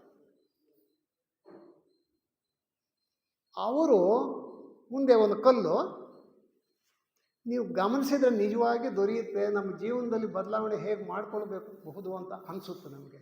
ಒಂದು ಬಂಡೆ ಇವರೇ ಇಟ್ಬಿಟ್ಟು ಹೋಗಿರ್ತಾರೆ ಇಷ್ಟು ಕಲ್ಲು. ಆ ಕಲ್ಲಿನ ಮೇಲೆ ಈ ಅನ್ನ ಹಾಕ್ಬಿಟ್ಟು ಹೋಗ್ತಾರೆ. ಆತ ಕೂತಿರ್ತಾನೆ. ಆವಾಗ ಧ್ಯಾನ ಮಾಡ್ತಾ ಇರೋವಾಗ ಹೊಟ್ಟೆ ಹಸಿವು ಅಂತಲ್ಲ, ಕಣ್ಣು ಬಿಡ್ತಾರೆ ಅವರು. ಕಣ್ಣು ಬಿಟ್ಟಾಗ ಆಹಾರ ಇದ್ದರೆ ಮಾತ್ರ ತಿಂತಾರೆ.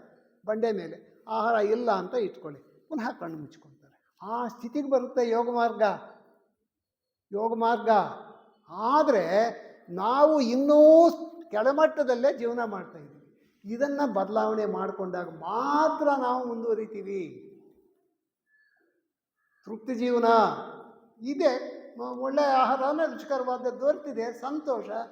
ದೊರೀಲಿಲ್ಲ, ಉಪಕಾರ ಇಲ್ಲ, ದೊರೆತಿದೆಯಲ್ಲ, ಆರೋಗ್ಯಕ್ಕೆ ತಕ್ಕ ಹಾಗೆ ಪೋಷಕಾಂಶಗಳು ಆಹಾರದಲ್ಲಿ ಇದೆ, ಸಾಕು ಅಂತ ಅನಿಸೋದಿಲ್ಲ ನಮಗೆ. ಅದಕ್ಕಾಗಿ ಆ ಶರೀರವನ್ನು ಈ ರೀತಿ ಪೋಷಣೆ ಮಾಡಿದಾಗ ಮಾತ್ರ ಯೋಗ ಮಾರ್ಗದಲ್ಲಿ ಮುನ್ನಡೆಯಲು ಸಾಧ್ಯ ಅಂತ ಹೇಳ್ತಾರೆ. ಸಾಧ್ಯ ಅಂತ. ಈಗ JK ಅವ್ರದ್ದೇ ತೆಗೆದುಕೊಂಡ್ರೆ, JK ಅವ್ರದ್ದು, ಅವರು ಒಂದು ದೇಶದಿಂದ ಇನ್ನೊಂದು ದೇಶಕ್ಕೆ ಆಗಾಗ ಪ್ರಯಾಣ ಮಾಡೋರು ವಿಮಾನದ ಮೂಲಕ. ಅಲ್ಲಿ ಎಕ್ಸಾಂಪಲ್ ಕೊಟ್ಟಿದ್ದಾರೆ JK ಅವರ ಆಹಾರ ಪದ್ಧತಿ. ಇದು ನಮಗಿಲ್ಲಿ ಸೂಕ್ತ ಅಂತ ಅನಿಸುತ್ತೆ. ಅಲ್ಲಿ ಟಿಕೆಟ್ ಮಾಡೋವಾಗ ಅವನು ವೆಜ್ಜಾ ನಾನ್ ವೆಜ್ಜಾ ಇತ್ಯಾದಿ ಎಲ್ಲ ಈ ದೇಶದಿಂದ ಆ ದೇಶಕ್ಕೆ ಹೋಗೋರು ಮೆನ್ಷನ್ ಮಾಡಬೇಕು. ಅವ್ನು ಸೀಟ್ನ ಪಕ್ಕದಲ್ಲಿರುವಂಥ ವ್ಯಕ್ತಿ ಯಾವುದೋ ಅಮಿತ ಆಹಾರ ಸೇವನೆ ಮಾಡ್ತಾ ಇದ್ದರೆ ಇವರು ಏನು ಇಂಡೆಂಟ್ ಮಾಡಿರ್ತಾರೆ ಅಂತಂದರೆ, ನಿಮ್ಮ ಏರೋಪ್ಲೇನಲ್ಲಿ ಏನೇನು ಹಣ್ಣು ಹಂಪಲು ಇರುತ್ತೋ ಅದರಲ್ಲಿ ಸ್ವಲ್ಪ ಭಾಗ ಅಂತ ಬರೆಯೋರು. ಈ ಹೊತ್ತಿಗೆ ಬಾಳೆಹಣ್ಣು ಸಿಕ್ಕುತ್ತೆ, ಮಧ್ಯಾಹ್ನದ ಹೊತ್ತಿಗೆ ಆಪಲ್ ಸಿಕ್ಕುತ್ತೆ, ಕಿತ್ಲೆ ಹಣ್ಣು ಸಿಕ್ಬೋದು ಇನ್ನೊಂದು ಹೊತ್ತಿಗೆ. ಅವ್ರು ಪಕ್ಕದವರು ಒಂದು ರೀತಿ ಆಹಾರ ಆದರೆ ಇವರೊಂದು ರೀತಿ ಆಹಾರ. ಆ ಸಪ್ಲೈಯರು ಅಲ್ಲಿ ಸೇವಕಿ ಬಂದು, ಏನು ಸ್ವಾಮಿ ಅವರೆಲ್ಲ ಇಂಥ ಪುಷ್ಟಿಕರವಾಗಿ ತಿಂತಾ ಇದ್ದಾರೆ, ಇದು ಅಂತಂದ್ರೆ ಇದು ಪುಷ್ಟಿಕರ, ನನಗೆ ಇದು ಪುಷ್ಟಿಕರ. ನೋಡಿ ಹೇಗಿದೆಯೋ ಜೀವನ, ತೃಪ್ತಿ ಜೀವನ. ಯೋಗ ಮಾರ್ಗದಲ್ಲಿ ಮುನ್ನಡಿಬೇಕಾಗಿದ್ದರೆ ಇವೆಲ್ಲವೂ ಗಮನಿಸಬೇಕು. ಅದು ತಪ್ಪು ಇತಿಹಾಸಕ್ಕೆ ಹೇಳಿಲ್ಲ, ಪೂರ್ಣ ತಪ್ಪು ಹೇಳಿಲ್ಲ, ಈ ಆಹಾರ ವರ್ಜಿತ ಅಂತ ಹೇಳಿಲ್ಲ, ಆದರೆ ಸೂಕ್ತ ಅಂತೂ ಹೇಳಿಲ್ಲ.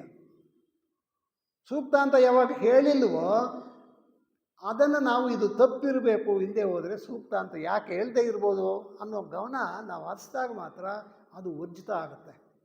ಆಗ ತಾನಾಗಿ ನಮ್ಮ ಆರೋಗ್ಯನೂ ಸುಧಾರಿಸುತ್ತೆ, ನಮ್ಮ ಶರೀರನೂ ಸುಧಾರಿಸುತ್ತೆ ತಾನಾಗಿ. ಇದು ಪುಷ್ಟಿಕರ, ಅದು ಹೀಗೆ ಹಾಗೆ ಅಂತಂದರೆ ಈ ಯೋಗ ಮಾರ್ಗದಲ್ಲಿ ಒಂದು ಹೆಜ್ಜೆ ಪಕ್ಕಕ್ಕೆ ಹೋದಾಗೆ. ಏನು ಈ ಆಹಾರ ಪಾನೀಯಗಳಲ್ಲಿ ಶುದ್ಧವಾದ, ಶುಚಿಯಾದ, ಆರೋಗ್ಯಕರವಾದ ಆಹಾರ ಕೊಟ್ಟು ಈ ಶರೀರವನ್ನು ಪೋಷಣೆ ಮಾಡಬೇಕು. ಅನಂತರ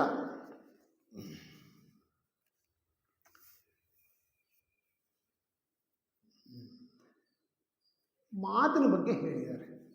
ಮಾತು ನಾನಂತೂ ತಿದ್ದುಕೊಳ್ಳೋದಿಲ್ಲ. ಈ ಚೇರ್ ಮೇಲೆ ಕೂರಿಸಿರುವಾಗ ತಪ್ಪುಗಳು ಹಿಡಿಯೋದೇ. ಡೈರೆಕ್ಟ್ರಾಗಿ ಒಂದು ಕೆಲಸ ಕೊಟ್ಟಾಗ ತಪ್ಪುಗಳು ಹಿಡಿಯೋದೇ. ಆದರೆ ಅದರಲ್ಲೂ ಸಮೇತ ಎಚ್ಚರಿಕೆ ಕೊಟ್ಟಿದ್ದಾರೆ. ಮಾತು ಮೃದುವಾಗಿರಬೇಕು, ದಯ್ಯಾಗಿರಬೇಕು. ಮೃದುವಾಗಿ ತಪ್ಪು ನೆಪಗಳು ಹೇಳ್ಕೊಳ್ಬಹುದು, ತೆಗೆದುಕೊಳ್ಳೋದು ಬಿಡೋದು ಅವ್ರಿಗೆ ಸೇರಿರುವುದು. ಆದರೆ ಮಾತು ಮೃದುವಾಗಿ ನೀನು ಮೃಗ ಅನ್ನೋ ರೀತಿಯಲ್ಲಿ ಬೈದಿರ. ಮೃಗ ಅನ್ನೋ ರೀತಿಯಲ್ಲಿ, ಮೃಗಕ್ಕೆ ಎಕ್ಸಂಪ್ಷನ್ ಇದೆ, ಮೃಗಕ್ಕೆ ಎಕ್ಸಂಪ್ಷನ್ ಇದೆ, ಮನುಷ್ಯನಿಗೆ ಎಕ್ಸಂಪ್ಷನ್ ಇಲ್ಲ. ಮೃಗದಿಂದ ಈಚೆಗೆ ಬಂದಾದ ಮೇಲೆ ಆ ಗುಣಗಳೆಲ್ಲ ಕಳೆದುಕೊಂಡಾದ ಮೇಲೇ ಅವರು ಆ ಶಕ್ತಿ, ಪ್ರಾಣಿಯ ಶಕ್ತಿ ಮನುಷ್ಯನಾಗಿ ಈಚೆಗೆ ಬಂದಿದ್ದು. ಹಾಗಿರೋವಾಗ ಪುನಃ ಮೃಗದ ಗುಣಗಳೇ ನಾವು ಬೆಳೆಸ್ಕೊಂಡ್ರೆ ಅದಕ್ಕೆ ಎಕ್ಸಂಪ್ಷನ್ ಇದೆ ಅಂತ ಹೇಳ್ತಾರೆ. ಸಂಬಂಧಗಳಲ್ಲಿ ಎಕ್ಸಂಪ್ಷನ್ ಇದೆ, ತಂತಾಯಿಗಳಲ್ಲಿ ಎಕ್ಸಂಪ್ಷನ್ ಇದೆ, ಮಕ್ಕಳಲ್ಲಿ ಎಕ್ಸಂಪ್ಷನ್ ಇದೆ ಅದಕ್ಕೆ. ಆದರೆ ಈಚೆಗೆ ಬಂದಾದ ಮೇಲೆ ತಂತಾಯಿಗಳ ರೂಪದಲ್ಲೇ, ಮಕ್ಕಳ ರೂಪದಲ್ಲೇ ಸಂಬಂಧಗಳಲ್ಲಿ ಹೀಗೆ ಗಮನಿಸಬೇಕು ಅಂತ ಥಿಯಾಸಫಿ ಹೇಳುತ್ತೆ. ಆ ಮನುಷ್ಯತ್ವ ಹೇಳುವುದು ಅದೇನೆ. ಹಾಗೆ ಇಲ್ಲಿ ಮಾತು ಸಮೇತ ನಾವು ತಿಳುವಳಿಕೆ ಕೊಡುವಾಗೆ ಹೀಗೆ ನಡೆದರೆ ಉತ್ತಮ, ಹೀಗೆ ನಡೆದರೆ ಉತ್ತಮ. ಒಂದು ವೇಳೆ ನಡೆಯುವಾಗ ಇನ್ನೊಬ್ಬರ ತಪ್ಪನ್ನೇ ಎತ್ಕಟ್ಕೊಂಡು ನಾವು ನಡೀಬೋದು. ಇನ್ನೊಬ್ಬನ ತಪ್ಪನ್ನು ತೋರಿಸ್ಕೊಂಡು ನಾವು ನಡೆಯೋದು ಹೇಗೆ ಅಂತಂದರೆ ಅವ್ರಿಗೆ ಎಕ್ಸಾಂಪಲ್ ಆಗಿರಬೇಕು. ಇಲ್ಲಿ ಇಬ್ಬರು ವ್ಯಕ್ತಿಗಳಿರ್ತಾರೆ ಅಂತ ಇಟ್ಕೊಳ್ಳಿ, ನಡೆದಿರೋ ಘಟನೆ, ಇಬ್ಬರು ವ್ಯಕ್ತಿಗಳಿರ್ತಾರೆ. ಹೇಗೆ ನ್ಯಾಯಾಲಯದಲ್ಲಿ ವಾದಿಸುವಂಥ ಇಬ್ಬರು ವ್ಯಕ್ತಿಗಳಿರ್ತಾರೆ. ಒಬ್ಬರ ವ್ಯಕ್ತಿ ಸಂಪಾದನೆ ದೃಷ್ಟಿಯಿಂದ ವ್ಯತ್ಯಾಸಗಳ ವಿಷಯಗಳನ್ನು ಕೋರ್ಟ್ನಲ್ಲಿ ವಾದ ಮಾಡ್ತಾರೆ, ಹೆಚ್ಚು ಸಂಪಾದನೆ ಮಾಡ್ತಾರೆ. ಅದು ಇನ್ನೊಬ್ಬನಿಗೆ ಹಿಡಿಸೋದಿಲ್ಲ. ಇನ್ನೊಬ್ಬ ವ್ಯಕ್ತಿಗೆ ತಪ್ಪು ಏನಪ್ಪ, ತಪ್ಪನ್ನೇ ವಾದಿಸಿ ಸರಿ ಅಂತ ಹೇಳಿ ಸಂಪಾದನೆ ಮಾಡ್ತಾ ಇದ್ದಾರೆ. ಆದ್ದರಿಂದ ನಾನು ಆ ತಪ್ಪನ್ನು ವಾದಿಸುವ ಕೆಲಸನೇ ಮಾಡುವುದಿಲ್ಲ ಅಂತ ಹೇಳಿ ಬಿಟ್ಟು ನೋಡಿ, ನಿಮ್ಗೆ ಅರ್ಥ ಆಗಿರ್ತಿದ್ದೋ. ಒಬ್ಬ ಲಾಯರು ತಪ್ಪನ್ನೇ ವಾದಿಸಿ ಹೆಚ್ಚು ಸಂಪಾದನೆ ಮಾಡ್ತಾ ಇರ್ತಾನೆ. ಅದು ಇನ್ನೊಬ್ಬ ಲಾಯರ್ಗೆ ಗೊತ್ತಾಗುತ್ತೆ, ತಪ್ಪು ವಾದಿಸಿ ಸಂಪಾದನೆ ಮಾಡ್ತಾ ಇದ್ದಾನೆ ಅಂತ. ಅದಕ್ಕೋಸ್ಕರ ಆ ಲಾಯರ್ ಕೆಲಸನೇ ಬೇಡ ಅಂತ ಬಿಟ್ಬಿಟ್ನು ಅಂತ ಇಟ್ಕೊಳ್ಳಿ. ತಪ್ಪು ವಾದಿಸಿದ್ನಲ್ಲ ಈ ಲಾಯರ್ಗಿಂತ ಬಿಟ್ಟ ಒಳ್ಳೆ ಲಾಯರು ಇನ್ನೂ ದೊಡ್ಡ ತಪ್ಪಿತಸ್ಥ. ಥಿಯಾಸಫಿ ಹೇಳುತ್ತೆ, ಮಾತು ಮುದ್ದು ಕಠಿಣವಾದರೂ ಪರವಾಗಿಲ್ಲ, ನೀತಿಯ ಕಡೆ ಇರಬೇಕು. ತೊಂದರೆ ಆದರೂ ಪರವಾಗಿಲ್ಲ, ನೀತಿಯ ಕಡೆ ಇರಬೇಕು. ನೋಡಿ ಹೇಗಿದೆಯೋ ಜೀವನ, ಹೀಗೆ ಮಾಡಬೇಕು, ಯೋಗ ಮಾರ್ಗದಲ್ಲಿ ಒಂದು ಹೆಜ್ಜೆ ಮುನ್ನಡಿಬೇಕು ಅಂತಂದರೆ. ಅದಕ್ಕಾಗಿ ನಮ್ಮ ಮಾತು ಯಾವಾಗಲೂ ಮೃದುವಾಗಿಯೂ ದಯಾಳುವಾಗಿಯೂ ದಾಕ್ಷಿಣ್ಯಪರವಾಗಿಯೂ ಇರಬೇಕು. ಅದ್ರ ಜೊತೆಗೆ ಇನ್ನೊಂದು ಉದಾಹರಣೆ ಕೊಟ್ಟಿದ್ದಾರೆ. ಈಗ ಲಾಯರ್ ಉದಾಹರಣೆ ಕೇಳಿದ್ವಿ ಅಂತ ಇಟ್ಕೊಳ್ಳಿ. ಇಲ್ಲಿ ಒಬ್ಬ ಋಷಿ ಹಾವಿನ ಉದಾಹರಣೆ ಹೇಳಿದ್ದಾರೆ. ನಾಗರಹಾವು ಅಂದ್ಕೊಳ್ಳೋಣ. ನಾಗರಹಾವು ಏನಾದರೂ ಅಡ್ಡ ಬಂದರೆ ಅದನ್ನು ಕಚ್ಚೋ ಸ್ವಭಾವ ಆದರೂ ಪ್ರಾಣಿಯ ಸ್ವಭಾವ ಅದು ಕಚ್ಚಿ ಅನೇಕ ಜನಕ್ಕೆ ತೊಂದರೆ ಕೊಡ್ತಾ ಇರುತ್ತೆ. ಆ ಋಷಿ ಹತ್ರ, ಆ ಸಾಧು ಹತ್ರ ಹೋಗ್ತಾರೆ ಜನ. ನೋಡಿ ಸ್ವಾಮಿ, ಯಾವಿಂದ ತೊಂದರೆ ಕೊಡುತ್ತೆ, ಈಚೆಗೆ ಬಂದರೆ ಯಾರನ್ನೋ ಒಬ್ರು ಕಚ್ಚುತ್ತೆ ಅಂತ. ಅವನ್ನ ಕರೆಸಿ, ನಿನ್ನ ಬದಲಾಯಿಸ್ಕೊಡ್ಬೇಕು ನಿನ್ನ ಗುಣ, ಇವತ್ತಿಂದ ನೀನು ಯಾರಿಗೂ ಕಚ್ಕೊಡ್ದು ನೋಡಯ್ಯ ಅಂತ ಹೇಳಿ ಕಳಿಸ್ತಾರೆ. ಜನನೂ ಹೀಗೆ ಅವ್ರ ಮನೆಗಳಿಗೆ ಹೋಗ್ತಾರೆ. ಹಾವು ಈ ಕಡೆ ಹೋಗುತ್ತೆ. ಮಾರನೇ ದಿನ ಹಾವು ತನ್ನ ಮೇವಿಗಾಗಿ ಹರ್ಕೊಂಡು ಬರುತ್ತೆ ದಾರಿಗೆ. ಹುಡುಗರಿಂದ ಹಿಡಿದು ದೊಡ್ಡವ್ರ ತನಕ ಕಲ್ಲಾಗ್ತಾರೆ. ಅದಕ್ಕೆ ಗಾಯಗಳಾಗೋಗುತ್ತೆ ಶರೀರಕ್ಕೆ. ಸೋರಿಸ್ಕೊಂಡು ಪುನಃ ಸ್ವಾಮಿ ನೀವು ಹೇಳಿದ್ರೆ ಕಚ್ಚಬೇಡಿ ಅಂತ ಹೇಳಿ. ಯಾಕೆ ಅಂತಂದರೆ ಇದು ಮಾತು ಹೇಗಿರಬೇಕು ಅನ್ನೋದು ಇದು ಉದಾಹರಣೆ ಕೊಟ್ಟಿರೋದು ಅವರು. ನೀವು ಕಚ್ಚಬೇಡಿ ಅಂತಂದ್ರಿ, ನಾನು ಕಚ್ಚಲಿಲ್ಲ, ನನಗೆ ಈ ಪರಿಸ್ಥಿತಿ ಬಂತು ನೋಡಿ ಸ್ವಾಮಿ ಅಂತ. ಅಯ್ಯೋ ಏನಪ್ಪ ತಿಳುವಳಿಕೆ ಇರಬೇಕಯ್ಯ. ನಿನ್ನ ಕಚ್ಚಬೇಡಿ ಅಂತ ಅಂದನೇ ವಿನಃ ಬುಸ್ ಅನ್ನಬೇಡಿ ಅಂತ. ನಾವು ಕಲ್ಲೆತ್ಕೊಂಡು ಬಂದರೆ ಬುಸ್ ಅನ್ನಬೇಡಿ ಅಂತನ್ನ. ಬುಸ್ ಅಂದರೆ ಕಚ್ಚುತ್ತೆ ಅಂತ ಓಡ್ತಾರೆ. ಯಾಕೆ ಅಂದರೆ ಸನ್ಮಾರ್ಗದಲ್ಲಿ ನಾವು ನಡಿಬೇಕು ಅಂತಂದರೆ ಹೇಳುವವರು ಬುಸ್ ಅನ್ನಲೇಬೇಕು. ಈ ಮಾತು ಹೇಳ್ಬೋದಾ ಇವರು ಈ ಸ್ಟೇಜ್ ಮೇಲೆ ಕೂತ್ಕೊಂಡು ಅನ್ಕೋಕೂಡದು, ಇವರು ಬುಸ್ ಅನ್ನಲೇಬೇಕು. ಇಲ್ಲದೆ ಹೋದರೆ ಉಪನ್ಯಾಸದಲ್ಲಿ ಕೊರತೆ ಕಾಣಿಸ್ಬಿಡುತ್ತೆ. ಕಲ್ಲುನೇಟು ತಪ್ಪಿಸ್ಕೋಬೇಕು ಅಂತಂದರೆ ಇದು ಮಾತು ದಯಾಳು ಆಗಿರಬೇಕು, ಅವನಿಗೆ ತೊಂದರೆ ಕೊಡೋ ರೀತಿ ಇರಬಾರ್ದು, ಅದೆಲ್ಲವೂ ಸರಿಯೇ. ನಾನು ಭಾಳ ಒಳ್ಳೆಯವನು ಅಂತ ಪಕ್ಕಕ್ಕೆ ಬಂದರೆ ಏನಾಗುತ್ತೆ ಅಂತಂದರೆ ಹೆಚ್ಚು ಕರ್ಮ ಸುತ್ತಕೊಳ್ಳುತ್ತೆ. ಕರ್ಮ ಸುತ್ತಕೊಳ್ಳದೆ ಇರೋದಕ್ಕೋಸ್ಕರ ಸನ್ಮಾರ್ಗದಲ್ಲಿ ವಾಸಿಸಬೇಕು ಆ ಲಾಯರು. ಅದಕ್ಕಾಗಿ ಹಾವು ಬುಸ್ಸಂದಂಗೆ ಕೋಪ ಮಾಡಿಕೊಳ್ಬೇಕು. ಆ ಕೋಪದ ಫಲ ಇಬ್ಬರಿಗೂ ಆಗಬಾರ್ದು.